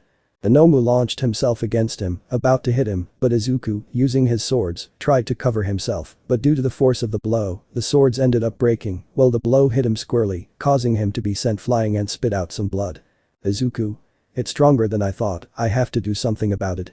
He saw how the Nomu went against him again, so he could only get up to quickly lower his arms, and before the Nomu hit him hundreds of threads tied themselves to the Nomu's body, leaving him completely still before the eyes of everyone who were surprised by that. Izuku. This is still over, you're going to need more than that to be able to stop me. He said this as he threw a few knives, stabbing all over his body, causing him to stay stiller than before, so that at one point Izuku tightened his grip, causing some threads of blood to be seen coming out of the Nomu's body, but things didn't end there, as Izuku lunged at him in front of everyone's eyes. Izuku. Current destroys rocks. Saying that, he began to attack the Nomu, hitting him all over his body, causing some parts of his body to sink, surprising the villains as they saw how that boy was fighting the Nomu, who was receiving Izuku's blows until he stopped, so they could see how he took a few steps back and took a breath of air. Izuku. This pushed me to my limits. At one point he saw how the Nomu began to use more force to break the threads. Izuku. No, I have to stop this. The Nomu was about to hit him, but Izuku took out 2 metal sticks from his bags for him to connect them to prove that it was an umbrella, making everyone doubted until they saw how the Nomu when hitting the umbrella only made Izuku retreat without receiving any damage. Izuku. That was definitely going to leave me in a critical state. At one point the doors flew off revealing a totally angry All Might. All Might. Everything is okay, why? Because I'm here. Seeing how the whole place was, he immediately went against the Nomu, starting to have an even fight with it, making everyone happy as they approached Izuku who was still injured, but at one point they saw how the Nomu dug its claws into All Might's stomach, causing him to spit out blood while he stood still. Izuku. This is bad, I have to do something. The Nomu was going to hit All Might making a cloud of dust in the place, but they noticed how something flew out crashing into the wall. When the first cloud of dust went away, everyone saw All Might and the Nomu, although he had a little blood coming out of his chest. All Might. What happened? That blow would have hit me full on, but I looked back where the rest of the dust went where Izuku was bleeding from more parts of his body, even though he had his arm extended. Izuku. Boy, that hurt. All Might. Young Izuku. Before he went for it, she stopped him with a few words. Izuku. Don't worry about me, I spent my last knife on that thing, and if I think badly I hit a nerve in the heart. Tamura. You idiot didn't do anything with that. Izuku. Really? That nerve I hit made him paralyzed for a whole minute, no matter if he can regenerate, he won't be able to move anyway, you have 40 seconds left, All Might finish him off. But that he fell to the ground unconscious, although his companions went for him, while All Might upon hearing that did not think twice and attacked the Nomu with everything he had, giving all his blows to the creature that could not defend itself in any way, receiving all the blows all over its body, until he sent it flying like the original story. Chapter 8. All the teachers arrived like the original story, so that as it was seen the villains left immediately regardless of anything while Izuku was only unconscious bleeding on the floor and seeing his condition, they did not think twice and immediately took him to the hospital with the hopes of being able to save his life, although the most difficult thing was going to be explaining this to the people. Who wanted answers. Now in the hospital Izuku was waking up to notice the bandages on his body, so he just sat on his bed. Izuku. Looks like I got hit pretty good at the end of it all, well it was to be expected after all. Nezu. Well, it's nice to see that you can stand up now. But that Izuku looked to the side at the director. Izuku. Hello director, and about my condition it was obvious since I am better than Izawa from what I can see. He said this to see Mother Caterpillar who had bandages on half of her body. Nezu. Well I want to talk about a very important topic, it's about the news. Izuku. What happened? Nezu. Well, what happened is that we had to say that at UA we accepted a new student, one more for class A. Izuku. They asked why that happened. Nezu. Yes, we said that this young man had enormous potential apart from having fought against villains, so having some experience we let him join his teacher until All Might arrived. Izuku. I guess they asked about my quirk. Nezu. Yes, but we didn't give any answer other than your name. Izuku. I guess that's fine, after all they need some answers, but sooner or later they have to know the truth. Nezu. Yes, but I don't know when would be a good time. Izuku. The sports festival is very close, that will be a very good moment, we will take advantage of that moment to be able to make the announcement if it is a foul. Nezu. Are you sure? Izuku. Well if I get to first place yes, but if not I'll see how I do. Nezu. One more thing, someone wants to see you. At that he saw All Might walk into the room until he was in front of him. All Might. Hello young Izuku, I'm sorry if I didn't do my duty well. Izuku. It's okay, anyway, this was coming to me, it was something quite predictable. All Might. Well young Izuku, I am aware of your quirkless state. Izuku. What's wrong? Don't tell me, it turns out I can't continue at UA, right? All Might. It's not that, I would like to offer you something. Izuku. What is it? All Might. You see, my quirk is one for all, it's something that's been passed down from generation to generation. I was looking for someone who had the true gift of a hero, but I didn't find anyone, not even those recommended. I was sure until I saw how he threw himself into combat, how he risked his life for the good of the rest. Izuku. Please get to the point, I think I have classes. All Might. Vera, I want you to be the bearer of one for all on the 9th. Izuku. I'm sorry but I don't accept. All Might. What? Why? Izuku. Vera, I entered this place being quirkless, I was training being quirkless, and I do it with a desire to show that quirkless can be at the same level as people with a quirk, that's why I don't want it, I'm sorry if you had hopes in me. All Might. Nothing's happening, I guess I had to see it coming, but this will always be there for you to take anyway. Izuku. Thank you. Nezu. Well, can you get up? He watched as the green-haired man stood up as if nothing had happened to change. Izuku. I think so, and if you let me, I have to start going to class before I'm late. The principal watched as he left while everyone in class A was talking. Mina. It's a shame that Izuku fought alone and is now in the hospital, the worst part is that they didn't let us go see him. Lita. That's right, I still can't believe he ended up taking the plunge and risking his own life for ours. Kirishima. I would like to apologize for not accompanying you in the fight. Momo. There is also something we have to give him even if it is bad news. He said this while holding his hand in a rather long box. Mina. But when are classes going to start? At one point they heard the door open for them to look at it, but they saw a green-haired man pass by, recognizable to everyone's eyes, surprising them since he had his school jacket on his shoulder, while it was noticeable that he had a cast on him and some bandages on his body. Izuku. Looks like everyone is here, well what can you do?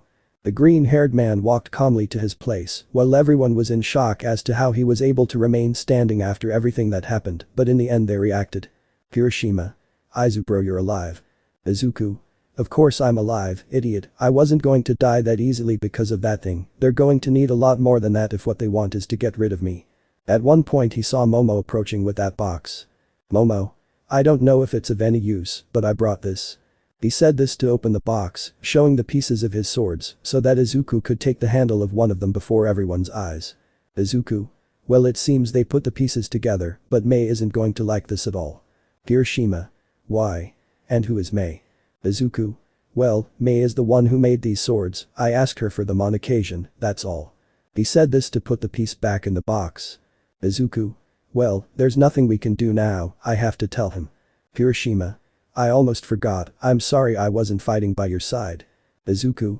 It's okay, I told them to leave, so it's not entirely their fault, it's more my fault than yours for trying to make them leave me fighting alone. Kirishima. I would also like to ask you something. Izuku. What is it? Kirishima. I want to get stronger, I want to know if you can give me some advice or something to help me with this. Izuku. Well, I want you to come to my house tomorrow, I'll be happy to train you a little, but I don't have much to do anyway. Momo. Wait, so can I go too? Izuku. Yeah, I don't have much of a problem with that other than some company for the next few days might be good. At one point the door was opened by Aizawa who walked in front of everyone. Aizawa. My children, as you know, we suffered from an attack by the League of Villains, but we cannot let this affect us completely, so we will do a small thing, we will not let it affect our traditions completely, so we will continue with the plans of the sports festival. Saying that, everyone but Izuku got excited and started celebrating. Aizawa. They have a few days off to start training, strengthening their skills, so they can prepare for the sports festival. Everyone was happy for classes to go by normally until they had to leave, but when they left the classroom they saw that all the other students were in front of them. Sato. What are they doing? Bakugo. They're spying on the competition. Izuku. Hello everyone, I ask you to step aside, we want to go to our houses, and we want to be quiet for a little while. Kendo. Hey Izuku, you really fought a villain, look how he left you. Izuku. Yeah, I got beat up pretty good, by the way Mei I have to give you something. He said this as he showed a box, and Mei took it to open it. Mei. What did you do? Izuku. I tried to avoid a good hit, at least they made the blow a little lighter. Mei. Then I have to make the most resistant ones. Izuku. Thank you. Shinso. Hey Izuku, keep in mind that I'm going to beat you at the sports festival. Izuku. In that case, I'll be waiting for you at the sports festival with pleasure. He said this as he started walking, and everyone began to make way for Class A, who watched as everyone moved away from Izuku a little, but a blonde stood in front. Monoma. I do not accept that you continue among us. Izuku. Look Monoma, I just had a pretty tough fight recently, and that means I can only accept a second tough fight, and not a light one. Monoma. You. Izuku. You already know what I'm capable of in a certain way, but out of shame you don't know what I'm capable of, you better step aside before I hit you a few times. He said this letting out a bit of his killer instinct, causing him to run away in front of everyone and continue on his way. Upon leaving the UA, Izuku was walking calmly, but he noticed a green-haired girl in front of him. Izuku. Now you stand in front of me Izumi, I guess you don't want to talk. Izumi. I actually wanted to talk a little so you know some things while we walk to our houses. Izuku. In that case let's start, I'm in a bit of a hurry and want to get some sleep. They began to walk side by side, having a somewhat awkward silence until Izumi wanted to start talking. Izumi. So people with great strength trained you and you became this strong. Izuku. Yes, it was just a few things, nothing new or out of this world, some skills, nothing more than that, and I'm that strong apart from physical training. Izumi. I want to get straight to the point, it's about mom. Izuku. About your mother? What's going on with her now? You know very well that because of the past I don't want to know much about you or here. Izumi. It's just that since you left school without anyone noticing, we had to watch the security cameras until we saw how they took you away. Izuku. And what's that? It was just one person who saved me from that hell I was going through. Izumi. What happens is that since you left, mom hasn't been the same, she doesn't smile as much as before, she wants to see you again and ask for your forgiveness for everything that happened, what she did to you, she spent her time drinking, sometimes getting drunk, in order to forget all the bad memories and have the good ones of you. There were times when she was about to be fired from work and when she found out you were at UA, I promised her that I would talk to you so that you could at least talk to her one day. Izuku. It sounds like a pretty serious little case, I think, but well, you were the people who made me suffer in the past, even more than once you tried to kill me, causing me to have some scars on my body which I was able to cover with my bandages. Izumi. I understand if you don't want to do it, but I ask you to do it at least once. Izuku. I think I didn't finish talking, you see if 3 of my teachers had been the only ones who passed their thoughts to me, I would immediately say that the 2 should go to hell, but luckily the 4th passed his thoughts to me, and I was able to learn that if there is suffering, it can be forgiven with the passage of time. I'm not saying that I forgive them, but I think that I don't have to hold a grudge against them, so maybe one of these days I'll visit them. Izumi. Thank you, you don't know how happy this makes me. Izuku. Just keep in mind that one of these days I will visit you, but I will not do it during these days since I have to train. Izumi. I appreciate it anyway. She said this as she left on her own before Izuku's gaze, who continued on his way. When Izumi arrived home, she immediately went to where her mother was, who was sitting on an armchair with a bottle of wine that her daughter had brought out for her. Inko. What are you doing? Izumi. Mom, it's good, you have to leave this since Izuku agreed to come to our house one of these days, so he can spend some time with us. Saying that, the older green-haired girl showed a smile. Inko. Are you serious? Izumi. Yes. But that she was hugged by her mother because of the happiness she had. Chapter 9.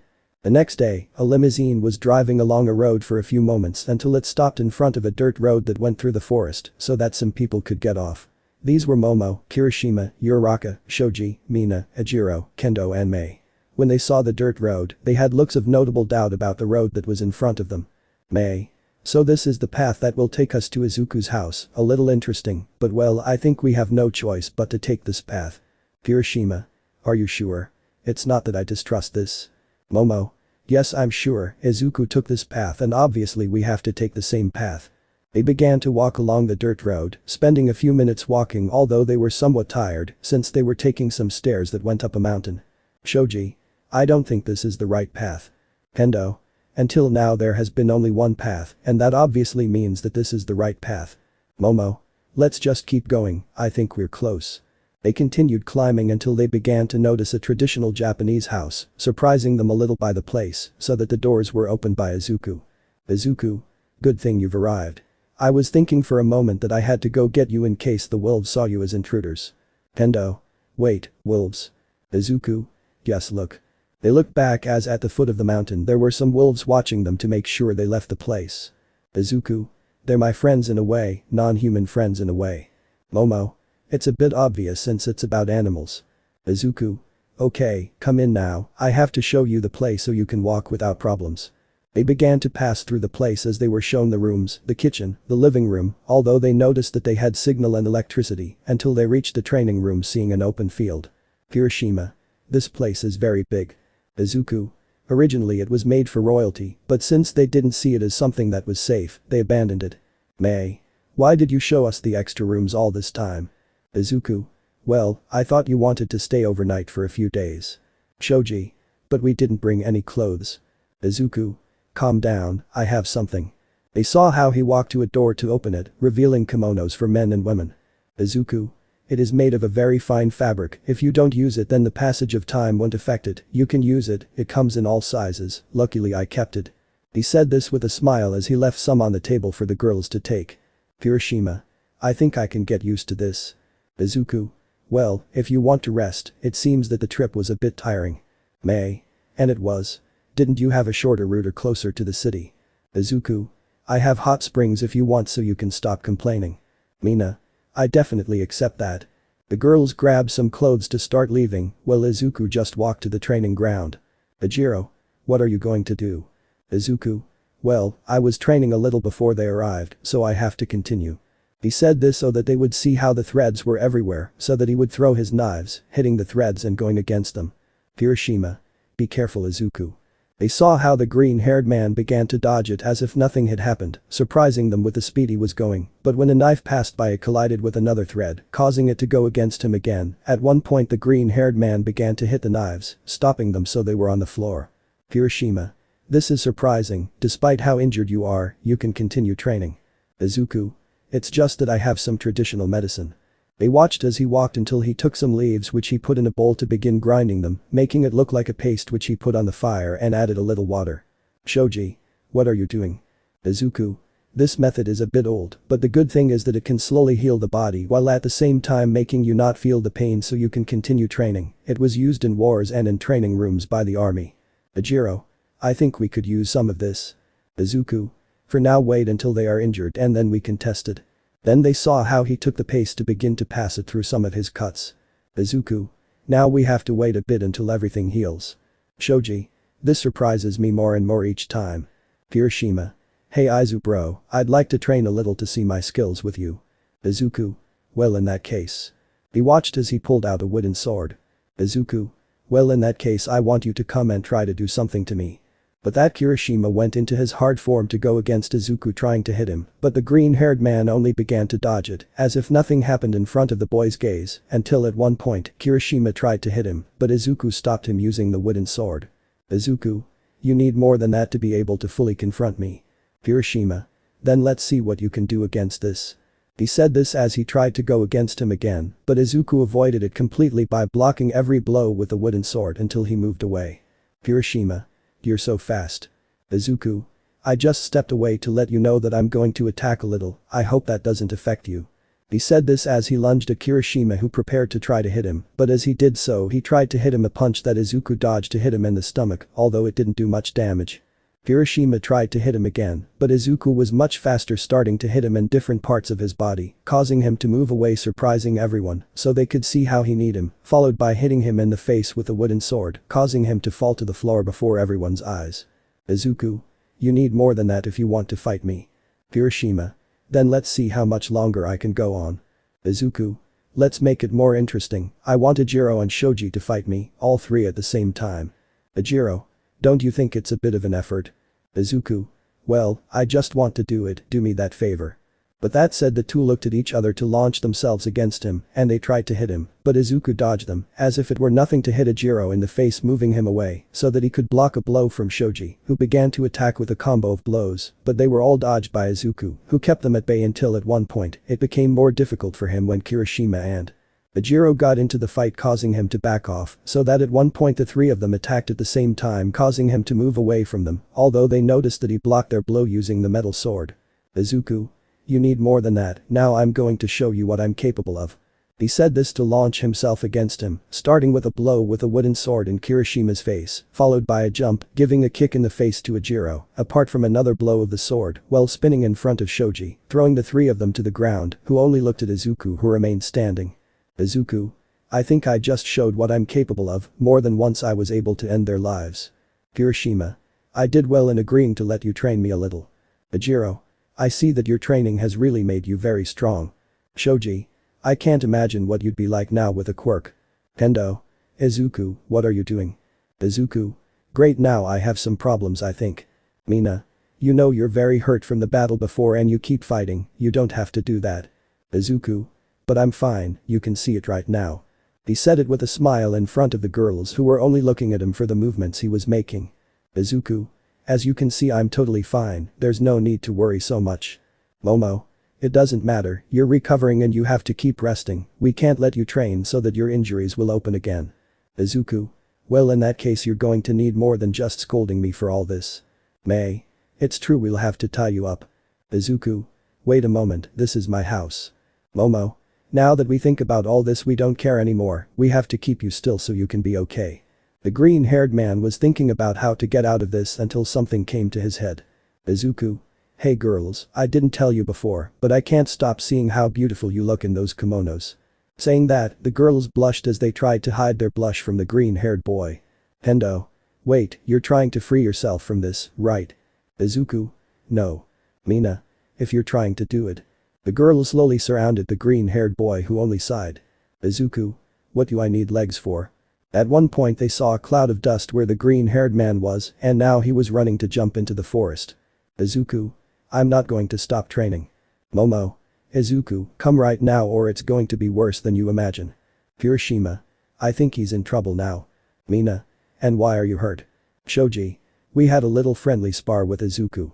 Yujiro. But he gave us a pretty good beating. Tendo. Now we have to catch him before he gets away. Mina. You guys go, I'll take care of Kirishima and the boys. Mei. I'm going to see if there's a place where I can make my inventions. After a while Izuku was tied to a pillar with some ropes, while he had more bandages than before, along with some bumps. Izuku. There was no need to hit me so many times. Momo. Well, you asked for it and you left us no choice. Izuku. I would definitely like to get out of this again. Tendo. You do it and this time you will suffer much more than before. Izuku. Guys, I need your help. Yujiro. I'm sorry but I can't do anything about it. Uraraka. I'm done cooking, I hope you like it. He said this while leaving a plate of food on the table for some to start eating, since only one was left without eating. Izuku. Hey, remember where you stayed to sleep, at least pass me some food. At that point he noticed a plate of food left in front of him. Izuku. I think they went too far, but hey, what can you do? Kirishima noticed how he took off his shoes to start eating using his feet, surprising the red-haired boy. Kirishima. I didn't know you could do that. Izuku. More than once they forced me to eat using only my feet. Momo. Well, have a little more manners and ask for help more than once, because it doesn't hurt. He said this as he took some of the food from the plate to bring it to Izuku. Momo. I'll open my mouth. They watched as the green-haired boy only listened so he could start eating with the help of the brunette, making everyone see the two of them as a couple. Chapter 10. The days passed and everyone prepared to go to the sports festival training as they could during all this time. Now Izuku was with a group that trained with him in a room that was for the participants, or in other words, the students of the UA Class 1, who were preparing to start the sports festival, being that they were waiting for the notice to start, but to kill time they talked to each other. Until where Izuku was a certain Vickler with a serious look began to approach. Kirishima. So you plan to be able to participate in the sports festival even with your broken arm, since you haven't fully recovered yet. Izuku. You'll see that I can give something much better than it seems throughout the sports festival, I have some surprises up my sleeve. Todoroki. Izuku, I want to talk to you now. Izuku. What's wrong Todoroki? If something bad happens with the festival matter you can tell me calmly, you know it well. Todoroki. I just came to tell you that I already lost once to you, you beat me and I accepted, but I warn you that I don't plan on losing twice, I swear I will beat you. Izuku. It sounds interesting since I have to prove that quirkless are more than just people, but well, I accept this declaration of war. The two of them stared at each other for Todoroki to go back where he came from. Yujiro. That was a little weird if you ask me. Izuku.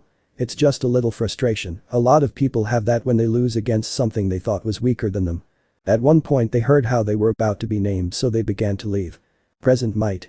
How exciting, the sports festival is about to begin. This year's representative is Midnight with Cementos.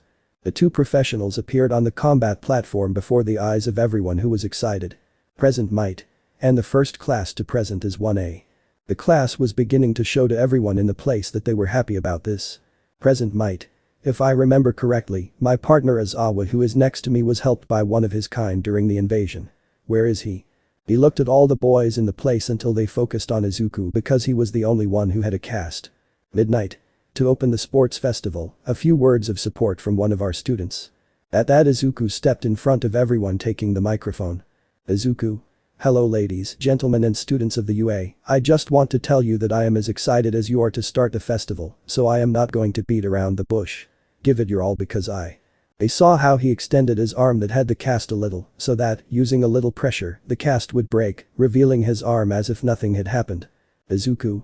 I plan to give it my best shot. Everyone was excited about the start of the festival, so I just went down with the rest of the people who were happy about the start to see Midnight, who was in front of the platform. Midnight. The first part of the festival is going to be an obstacle course, go prepare yourself. Before everyone could prepare, Mineta was intercepted by Izuku, who had a sour look on his face. Mineta. What's wrong, Izuku? Izuku. I just came to tell you that I found out about your plan to use Momo to reach the goal. I'm just warning you that if you do it, I myself will take care of making you go through hell. I wish you luck in the race, and that nothing ends up killing you. He said this as he walked away, making me and to feel some fear. Everyone went to prepare, waiting for the start of the race, until they heard a shot that meant the start of the race. But before anyone came out, Todoroki stepped in front of everyone, freezing the entrance, but at one point the same people as in the original story managed to get out. Present might. What a great start, young Todoroki takes the lead from everyone. Azawa. But we also can't ignore the fact that there are other students with a high level to be able to catch up with Todoroki. While the Vickler was running, he began to notice how a green hair was approaching to see Izuku winged next to him. Todoroki. How did you get here? Izuku. Let's just say I have better physical training from what it seems, and you're going to need more than just ice to stop me. He said this to start running a little faster, surprising Todoroki, but the Vickler didn't plan on being left behind, so he tried to run faster, but before Izuku could continue, he had to dodge a giant foot from a 0-point robot to see that there were more of these. Izuku. Looks like they brought some to make this more fun. With one leap he began to destroy them all as if they were nothing, attacking their heads directly using Garou's iron-cutting whirlwind, making circular cuts on the robots' heads, causing them to fall to the ground as if they were nothing to the green-haired man, who, while he was destroying some of them, took a piece to take with him. Izuku. Sometimes I keep one of these pieces, I have the feeling that I will need it later, and it will be very useful. Present might. Look how young Izuku just passed between the robots, destroying them all as if they were nothing before him. Azawa. Other than that, he kept a piece of these, it seems he plans to do something with that piece. Present might. Is that a good idea? Azawa. Well, let's say that sometimes it can be a good idea to keep a piece of something since it can help later, after all you never know. Present might. We also have to look at the other young people who are not far behind, like young Todoroki or young Bakugo. He said this so that the cameras would focus on these two, while on Todoroki's side, he was freezing the robots that were in his path, while on Bakugo's side, he only used his explosions, hitting them full force, causing them to fly to pieces before everyone's eyes. Kirishima Tesu. Hey, be careful, you might kill someone. The two looked at each other for Tesu to keep running. Kirishima. I have to hurry, I can't stay behind like this. He said this as he began to run through the rubble. Present might. How exciting, it seems that you have already reached the second part of the race. The cameras focused on how Izuku began to reach the cliff part, but the green-haired man looked at how he had a rope or some possibly unstable rocks. Izuku. Well, it looks like I have to start doing some pretty long jumps. The green-haired man said as he began to jump, stepping on the pieces of rock to move from one to the other, as if it were nothing, while Todoroki only began to create ice through which he began to pass, making an ice bridge which at the same time began to melt, so that no one could pass through it. The green-haired man had already passed to continue running, but now having Todoroki at his side. Izuku. It seems that at the end of it all someone plans to follow in my footsteps, right? Todoroki. You better shut up and get out of my sight already. The Vickler threw ice at Izuku, who dodged it, passing to the side and continuing to run. Izuku. I think someone is really frustrated that they can't get me to stay still during the race. At one point Lita passed by them running at full speed, and then she was sent flying by an explosion, causing the two of them to stop and begin to see some mounds of earth. Izuku. Wow, they put explosives in this part of the place, something quite interesting more than the rest of the race. Present might. You've already reached the third part of the race, you have to run as fast as possible, while avoiding the bombs we placed, I hope they aren't a nuisance. Izawa. Right now the piece of the robot that Izuku has is quite useful. Todoroki. I don't plan on being left behind. Izuku just started to take a few steps back, being noticed by Todoroki. Todoroki. I figured as much, you're a coward. The Vi color began to pass between the explosives so that within a few moments, the rest of the students were in the same trying to avoid the explosives, but while Todoroki was going, he began to notice some explosions to see a Shen-haired man who tried to hit him. Bakugo. Damn Winter, don't even think that I'll stay behind you, I'm going to win this part of the sports festival like the rest. Todoroki. We'll see about that. He said this so that they would begin to advance while at the same time they fought each other being recorded live for everyone to see this, but at one point they stopped when they heard multiple explosions and looked back where they began to notice how in front of these was Izuku using the piece of metal from the robot as a board on which he rode on top of it, moments before with Izuku. Izuku. This has to work, I think I got enough distance. The green-haired man began to run at full speed to get close to the bombs and throw the piece of metal, followed by jumping to land on it and begin to go at full speed with the help of the explosions. Now the green-haired man passed between the two who were at the head of the race, as if it were nothing. Present might. Incredible, I never imagined something like this would happen. Izawa. It was to be expected, seeing the explosives plus that piece of the robot he had, he took advantage of it to be able to use it more intelligently and begin to take the lead in the race. At that Bakugo and Todoroki stopped fighting each other to start running in order to take the goal so that it would be theirs, while Izuku, when he finished passing through all the explosives, took the piece of metal to throw it back where it came from, causing Bakugo and Todoroki to dodge it. Bakugo. You failed. Izuku. I actually hit where I wanted to. While the piece of metal hit Mineta who was about to throw himself at Momo, causing the dwarf to fall to the ground, touching an explosive so that he would fly away. Todoroki. I'm not going to let you beat us. Izuku. We'll see about that. The boy began to run at full speed, going faster than before, so that Bakugo and Todoroki began to use their quirks in order to catch up with the green-haired boy who was getting closer and closer to the goal.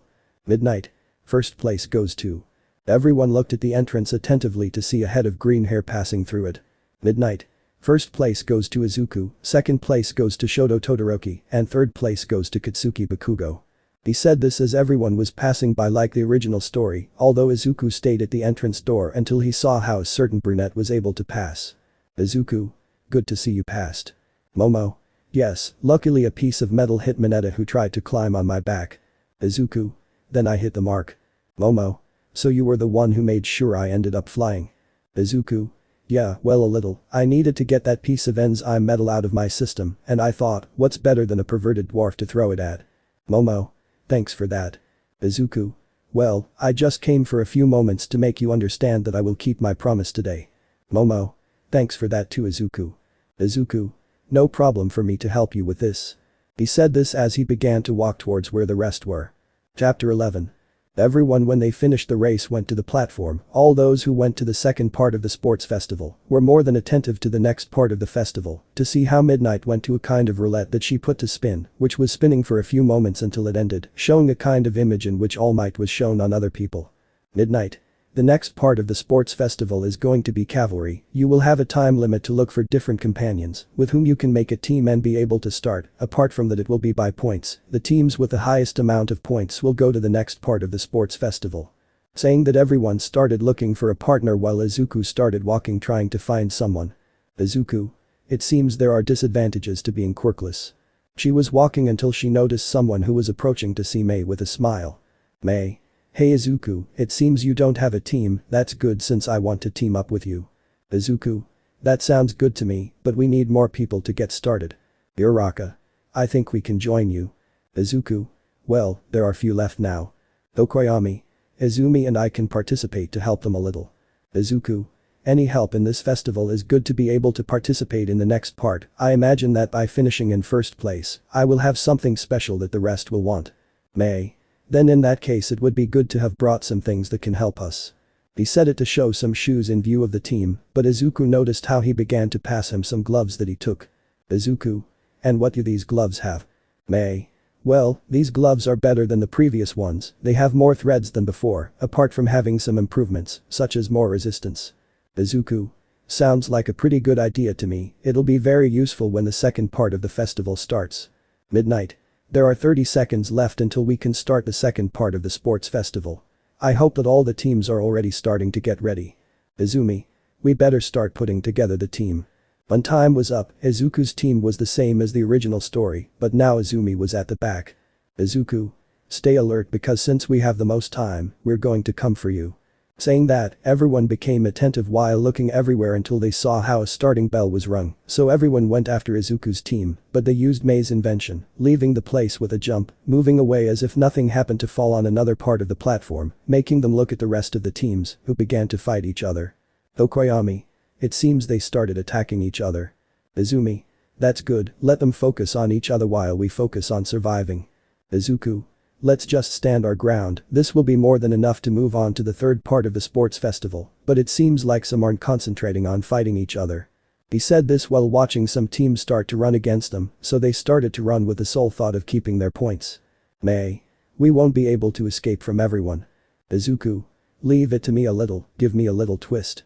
They let Izuku see a little of the teams that were following them, so that using his gloves, he took out some threads which he used to tie the feet of the other teams, causing them to fall to the ground. Izuku. That's going to give us more opportunities. Mei. Izuku, we have problems ahead. I see that there were other teams in front of them that were going against them. Izuku. Wait a minute. When they were close, they used Mei's invention again, making a great jump, avoiding the teams to fall into a hole where there was no one. Okoyami. We are better off in this part. At one point Izuku dodged some spheres as well as a tongue to see Minetta's team that was with Shoji. Okoyami.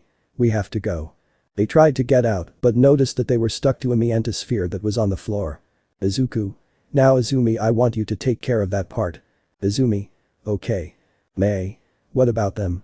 Izuku. Leave it to me. Shoji was running towards Izuku at full speed, but noticed how he had his arms outstretched, so he stopped to notice how there were some threads surrounding them. Shoji. He's smarter than he looks.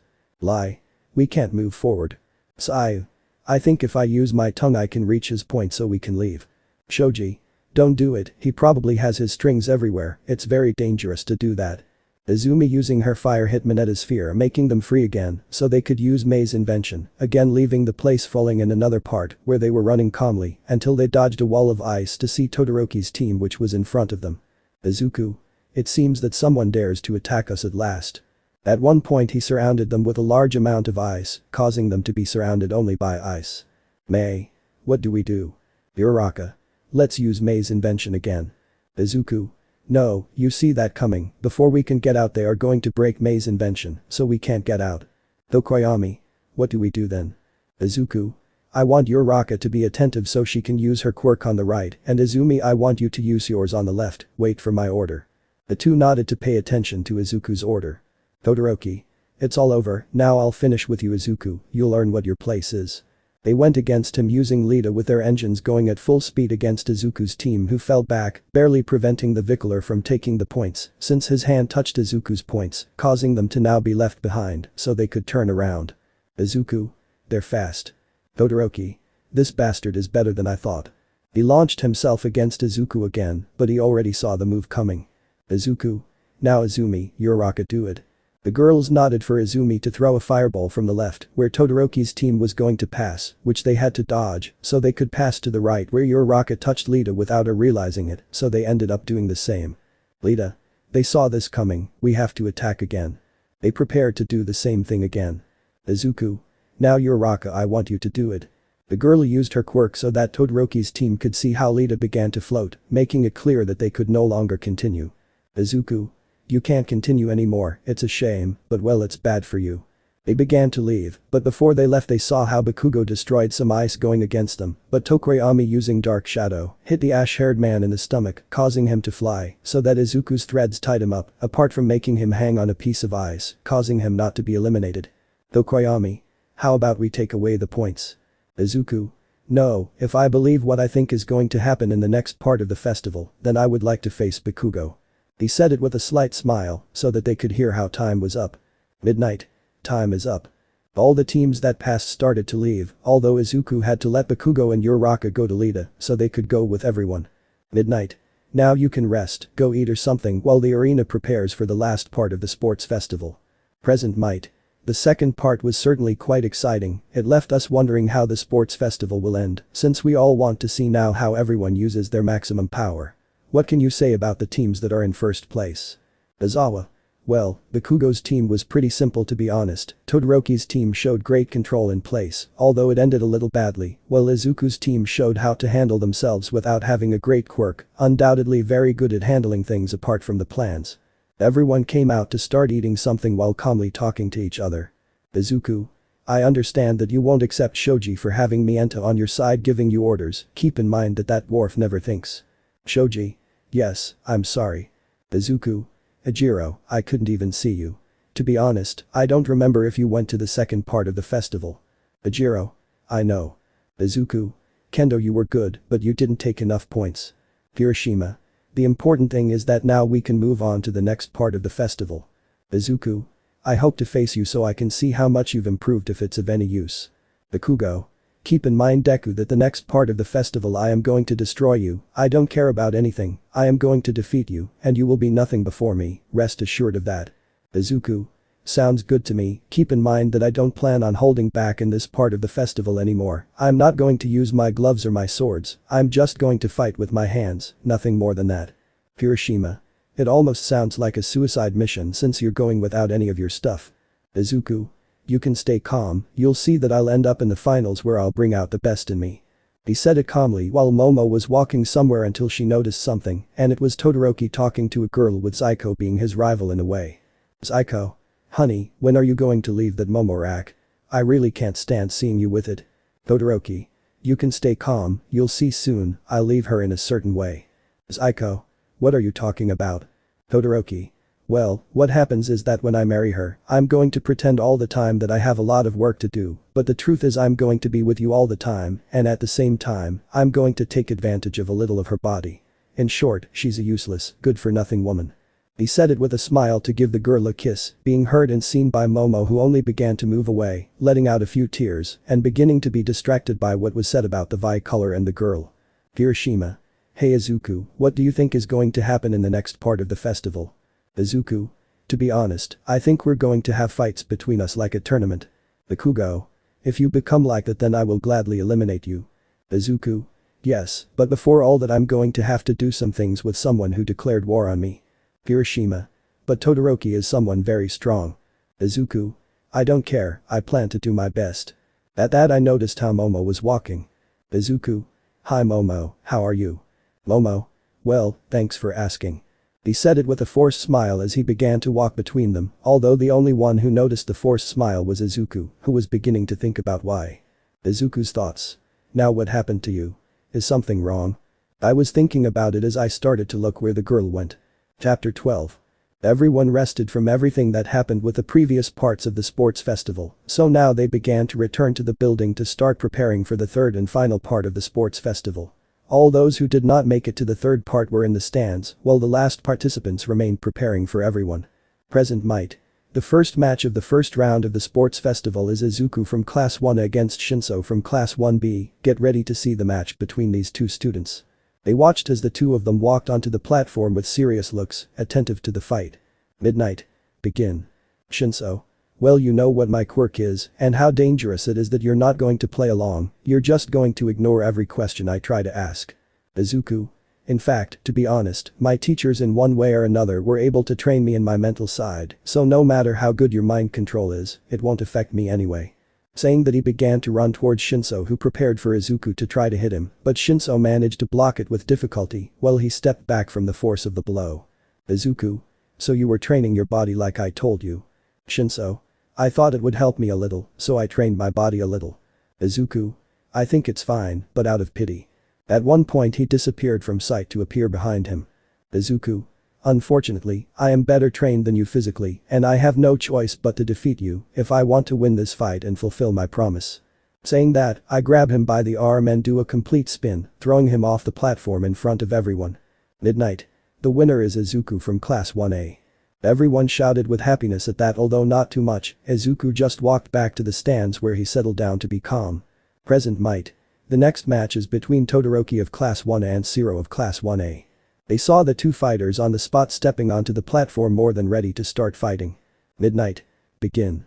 Zero in a quick movement tied Todoroki in his ribbons to begin to take him off the platform, but the Vickler in a moment created a large amount of ice, causing Zero to end up frozen, and a large amount of ice could be seen even outside the place, leaving everyone surprised, although Izuku was only serious, despite having part of the ice near him, but he did not take his eyes off Todoroki, who began to defrost him.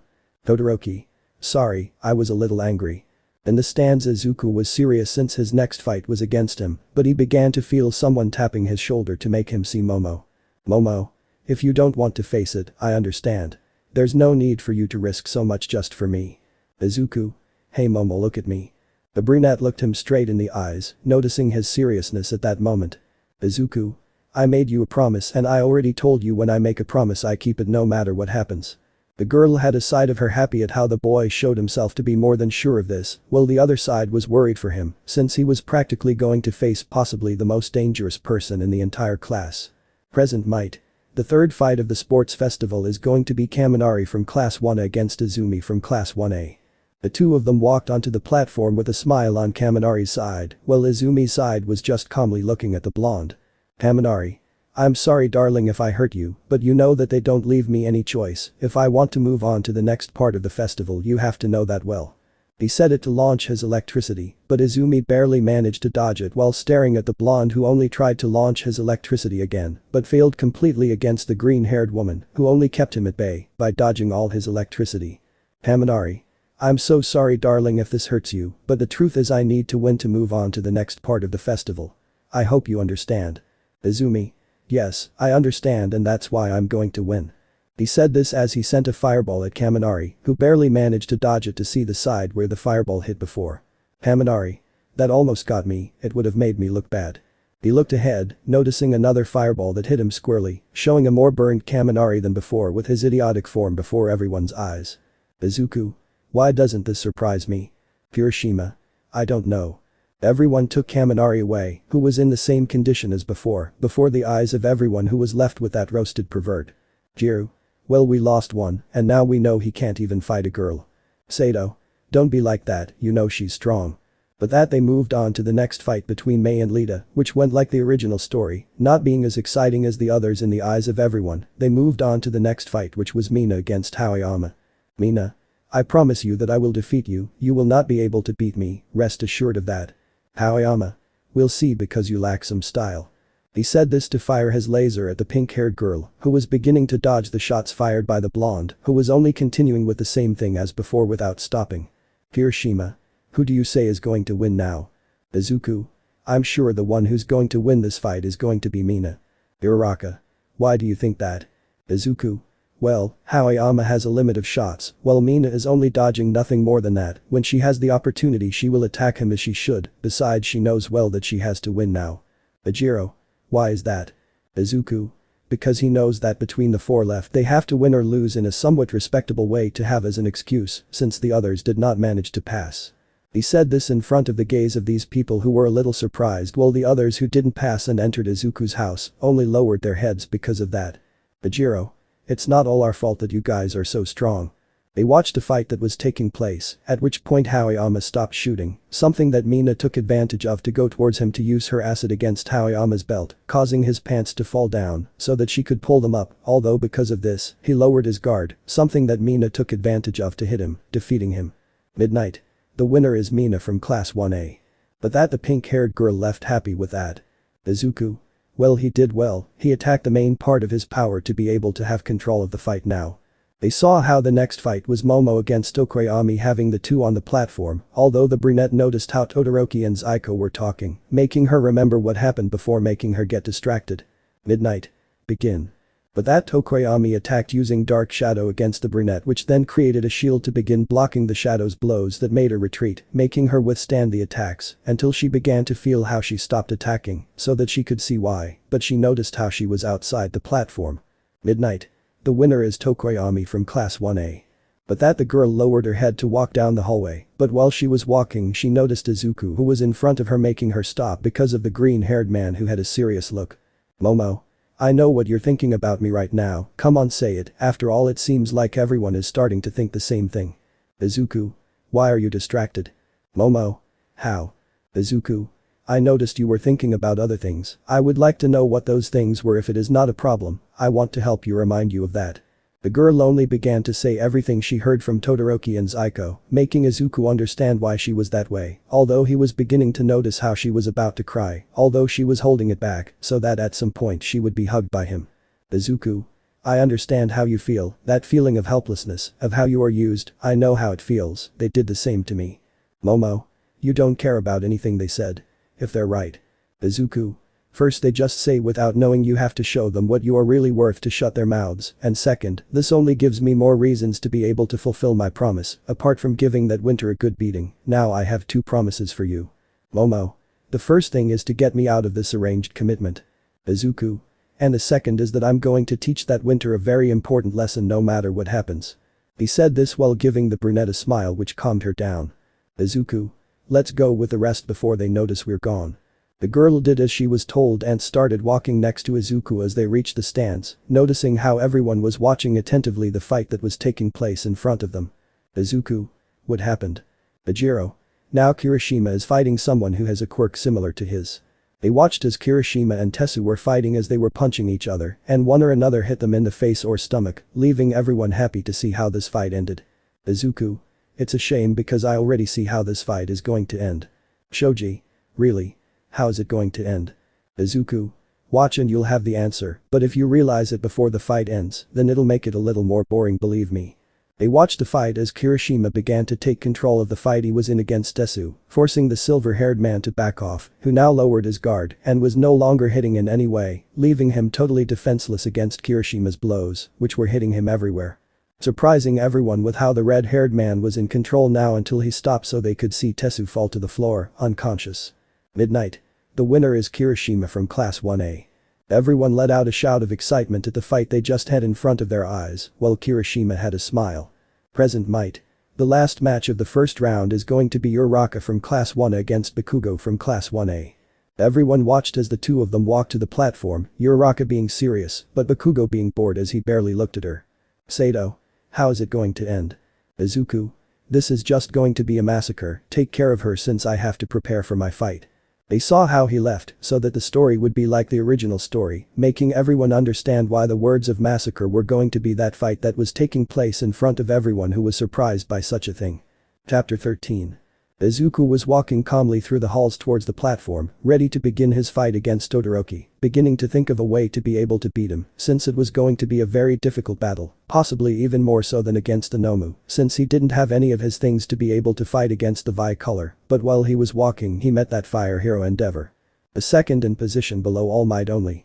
Izuku. So the great fire hero Endeavor just stood in front of me to tell me a few words of possibly support or just that I was going to lose, wow, I never thought this was going to happen. Endeavor.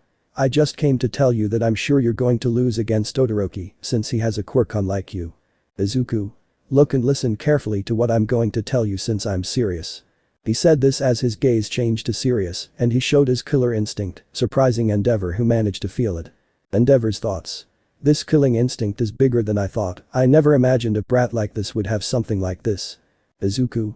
I represent all the quirkless, if I came it is to show that the quirkless can put ourselves at their level, and I will do it, I will win this fight. He said this to get past the guy who was still in shock. Endeavor. This boy is not human, he is a monster. He said this to see Izuku's back who was walking with his hands in his pockets. Present might. How exciting the second round fight is, the first fight is about to begin and they are going to be two great fighters from this place, from the entire sports festival. Izawa. It's Izuku from Class 1A versus Todoroki from Class 1A. Present might. Young Todoroki was able to demonstrate great power throughout this time, while young Izuku demonstrated great intelligence with luck throughout this time. Will his luck run out now? Everyone watched excitedly as the fight that was about to take place at that moment was going to begin. Todoroki. I'm going to destroy you. Izuku. Well, I'm going to teach you a good lesson. He said it with a serious look at the Vi color that was beginning to notice a murderous instinct, as if he had a personal issue with him. Midnight. Begin. By saying that, Todoroki immediately attacked Izuku with his ice, which he simply dodged to start running against him, but it was not going to be that easy, since Todoroki threw more ice that was dodged by the green-haired man, who had a serious look at what was in front of him, until he got to where Todoroki was to try to hit him, but the Vickler simply made a wall of ice that received that blowhead. On which cracked it so that he would receive another blow, breaking it so that Izuku would try to kick him, which he managed to block with difficulty, causing him to be sent flying. Izuku. Now I'm going to destroy you. He launched himself against him again so that Todoroki would try to stop him with the ice, but Izuku with one blow managed to break it, making them have a free path that he took advantage of to go against him to start hitting him without stopping, making everyone see how he began to finish off the Vicolor. Todoroki. Enough. He saw a large amount of fire come out that moved him away to see the Vicolor with its two sides activated. Izuku. Looks like your girlfriend helped you use that side. Todoroki. If Zuko helped me, what's wrong with that? Izuku. Damn bastard, you didn't even try to deny it. Todoroki threw more ice at Izuku, who began to dodge it while trying to get closer to continue the fight, but the Vicolor, by using its fire, kept him away so that at one point he launched a huge amount of ice, but Izuku noticed that it was not against him to see how he made a wall of ice on his sides and behind him, followed by seeing the Vicolor preparing to use its two sides. Todoroki. Now go away, damn it. Izuku. It leaves me no choice, the current destroys rocks. Everyone saw how those ice walls exploded into pieces so that they could see the body of a green-haired man who flew out and hit the ground, causing some blood to come out. Midnight. Well, it looks like it's over, the winner is. She was interrupted when she saw how the boy began to get up little by little with a little difficulty. Todoroki. It doesn't make sense, you better stay on the floor. You're a simple quirkless, nothing more than that. Saying that, everyone listened to what he said, so they looked at the green-haired man who was just beginning to stand up while blood was coming out of different parts of his body, and they paid all their attention to see his response. Izuku. So what if I'm quirkless? Saying that, everyone was surprised as they watched how that quirkless was facing Endeavor's son. Izuku. It doesn't matter if I'm quirkless, I have to win this fight. Todoroki. Why do you want to fight so much? Why do you want to win? Izuku. First, if I win, I will show that quirkless people can be at the same level as people with quirks. Second, if I win, I will make my teachers proud who have their trust in me. And third, I made a very important promise to myself. Todoroki. So much for a promise. It's stupid. Izuku. I'd rather die than fail in my promise. If I make a promise, it's to keep it. He said this to launch himself against Todoroki, who, in response, attacked Izuku using his ice and fire so that he began to dodge, although part of the ice froze some parts of his body, while the fire burned part of his body and clothes, making it much more difficult for him than before until he reached the front of the Vicolor. Izuku. Current destroys rocks. Saying that, a shower of blows hit the Vicolor, sending him flying, leaving him with some parts of his body covered in blood, but he looked more than angry at the green-haired man. Todoroki. Damn you, I'll kill you. He said this while launching a huge pillar of ice at Izuku, who upon seeing this only got into a combat stance. Izuku. Current mill destroys rocks, iron cutter. As he finished the sentence, everyone watched in surprise as that huge pillar of ice finally broke, allowing a few blows to land on Todoroki, pushing him even further away until he was about to leave the platform to see how he was about to fall, so that he would look at Izuku, who was walking towards him. Todoroki. Damn you, I'm going to finish you off no matter what. He said this while using his ice to make an ice pillar under Izuku's feet that made him go up before everyone's eyes, but they noticed how another ice pillar was above the green-haired man so that they would collide with each other, followed by receiving a fire attack from Todoroki, causing all the pieces to fall to the floor before the eyes of everyone, who already gave up on the green-haired man since it was impossible for a quirkless to get out of that attack well. Hiroshima. No, Izuku has to get out of there, I don't think he fell because of that. Kaminari. I understand that Todoroki declared war on him, but this is getting serious. Momo. No. Izuku. What did I make you do? Midnight. The winner is Todoroki from the. Before he could continue speaking, they saw how the pieces of ice began to move throughout that mountain of destroyed ice, making them stare at that part of the platform. Todoroki. No, this is impossible, no quirkless can get out of this in any way, this is impossible. Present might. The suspense is killing me. Will he be able to get up after receiving such an attack? Someone hit me. Izawa then elbows him, knocking him to the floor. Present might. Why is that? Izawa. First of all, why do you have to shut up? If I was able to learn anything from this boy during all the time I've been at UA as my student, it was that he never gives up when he sets his mind to something, he accomplishes it, something I've never been able to see in a quirkless, and if he says he's going to win, it's because he's determined to do it. And second, you asked for someone to hit you. They saw how the ice began to move more until they saw how an Izuku began to come out with only torn pants, parts of his body bleeding, but the most important thing was that his hair was not green, but a crimson red, his right eye was red with a yellow pupil before everyone's eyes. Present might. I can't believe that young Izuku just came out with a new appearance, something impressive, is it his quirk? Izawa. No, this is not the work of a quirk, there has been a case like this before. Saying that, everyone paid attention to what the mother of all caterpillars was going to say. Izawa. It happened with a human monster Garou, it is said that that form is that of a monster. Saying that, everyone looked in surprise at the boy in front of them with a serious look as he stood above all the ice in the place. Todoroki. What the hell are you? Izuku. I can only tell you that I am a quirkless that will demonstrate the potential of all other quirkless, you can know me as the pillar of the quirkless. Saying that, he launched himself at Todoroki at a greater speed than before, hitting him in the stomach, knocking the wind out of him, and spitting out bloody saliva. Izuku. This is the start of your lesson. He hit him in the face, causing him to be somewhat in shock, but he could still hear. Izuku. This is so you know how to respect Momo, she never did anything to you. He kicked him, sending him flying and crashing into the rest of the ice, so he could start walking towards the Vi-color. Izuku.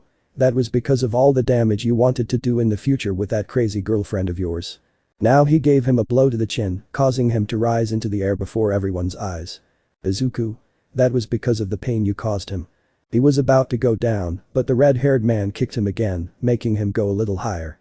Izuku. That was for all the times you underestimated or undervalued the quirkless.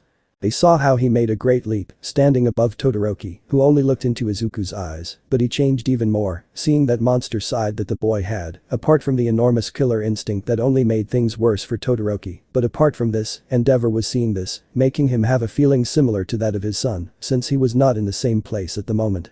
Izuku. And this damn miserable insect is to fulfill my promise, now fall.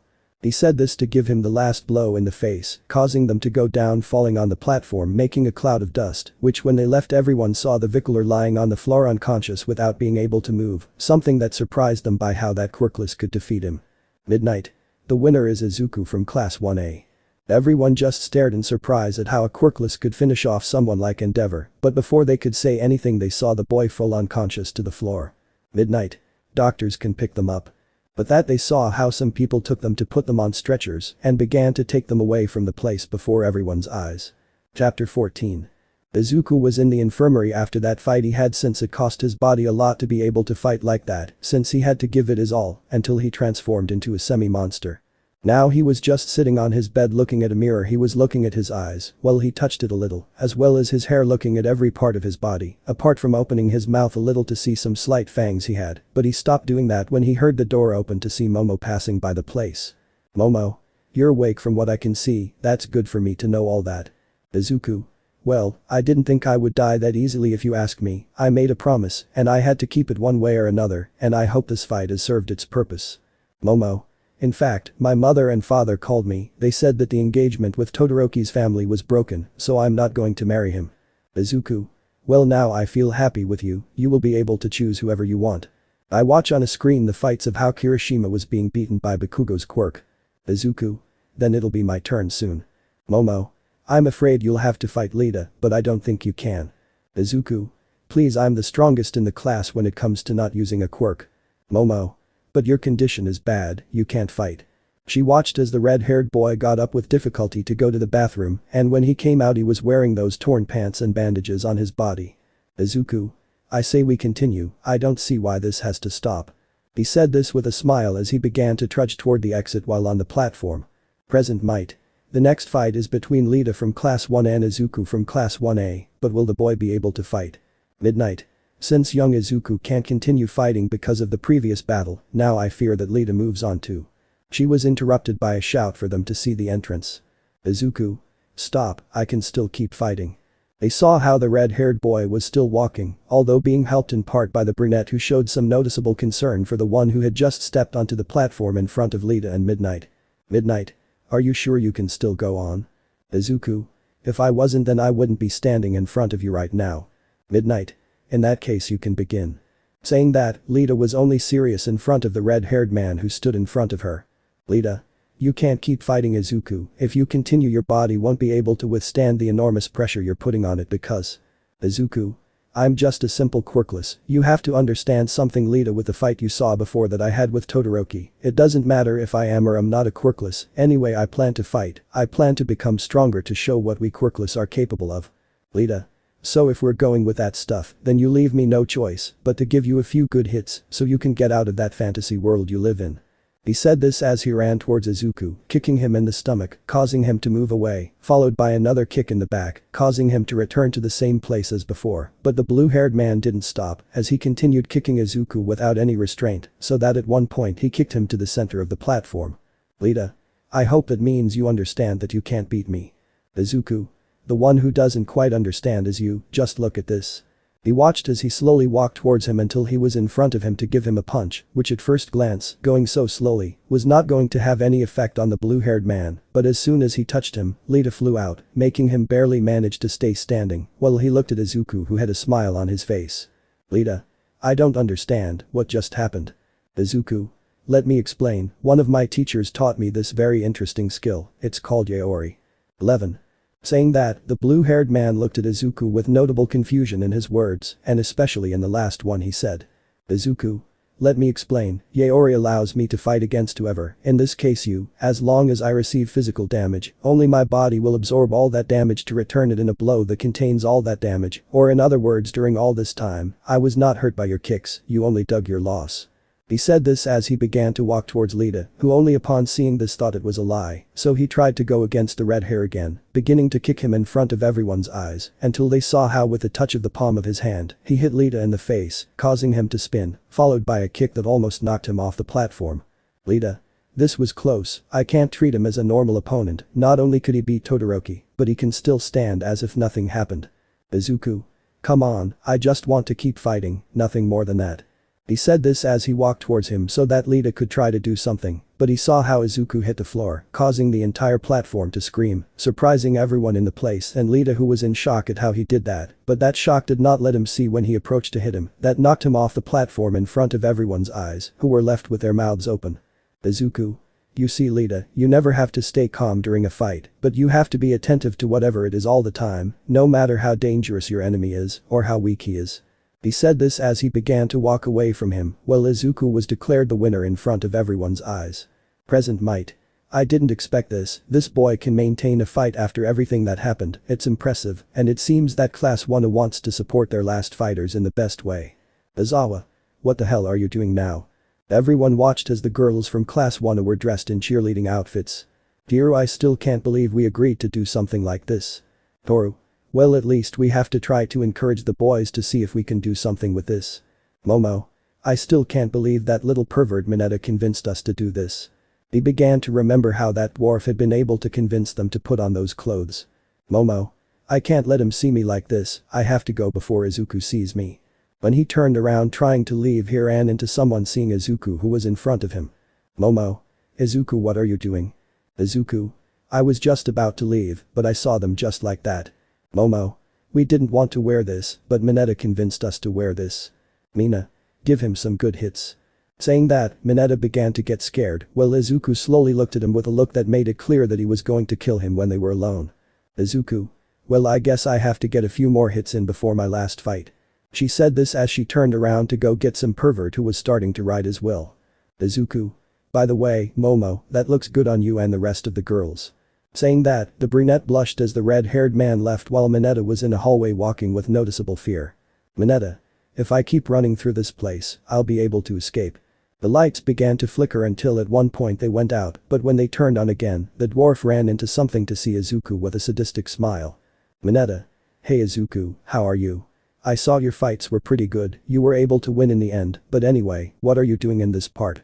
Those words were carried with a noticeable fear to the red-haired boy who was staring at him. Izuku. The truth is that I'm doing well at the moment and thanks for watching my fights. At least I know that I have some support while I do this part. I only came to talk about some things with you. He said it as he began to drink it, and since then it was the last thing that was known about poor Mineta, since it was going to be a long time in which they would not be able to see him. Now Izuku was walking through the stands, watching how the fight between Tokoyami and Bakugo was being prepared. Hey Izuku, are you okay? Izuku? Yes, thanks for the questions, I can still move and I can fight harder than before. Hendo. But it was very dangerous that you got into that situation against Todoroki. For a moment we thought you were dead. Izuku? Please, you need a lot more than just ice and a little fire to be able to finish me off. You have to know that pretty well, but I have a good question. Hendo. What is it? Izuku. Why is Shinso counting so much money? He said this so they could see Shinso, who was just counting all the money he had in his hands before everyone's surprised eyes. There were some bets made about that, and since no one was betting on you except Shinso, he is making money right now. Shinso? And things aren't going badly for me, on the contrary, I'm starting to like this. 11. Izuku? I can see that. At one point they heard Bakugo's fight begin, so they turned their gaze to the platform where the ash-haired man began to defeat Tokoyami and Dark Shadow, who couldn't do anything about the boy in front of him, making it clear who was going to be the winner of this battle. Izuku? If you let me, I'll prepare myself. I have to fight a bit of a tough battle for me, but anyway, there's not much to do. Hendo? It's okay, take care of yourself. He said this as the red-haired man began to leave. Hiroshima. I still can't believe Izuku can still stand after all those hits he took from both Lita and Todoroki. Shinso. Well, Izuku is a tough guy to beat, it's almost impossible to keep him in one place and defeat him, that's what I was able to learn from him during all the time I was by his side as a friend. Momo. Let's just hope he doesn't end up overexerting himself by pushing his body to the limits that in the end he can't continue moving, otherwise all of this won't end well for him. Shinso. Not for me either, I bet everything that Izuku was going to beat Bakugo one way or another. Saying that, everyone looked at Shinso as if he really had to have said that at times like these, while Izuku was walking towards the combat platform, but was beginning to notice that in the middle of his path, they were beginning to notice some flames, Endeavor being the cause of these. Let me know in the comments below if you guys want the next part. Also check out my other video that has been shown and left. Thank you for watching, if you enjoyed this video please like and share this video. And have a fantastic day, bye.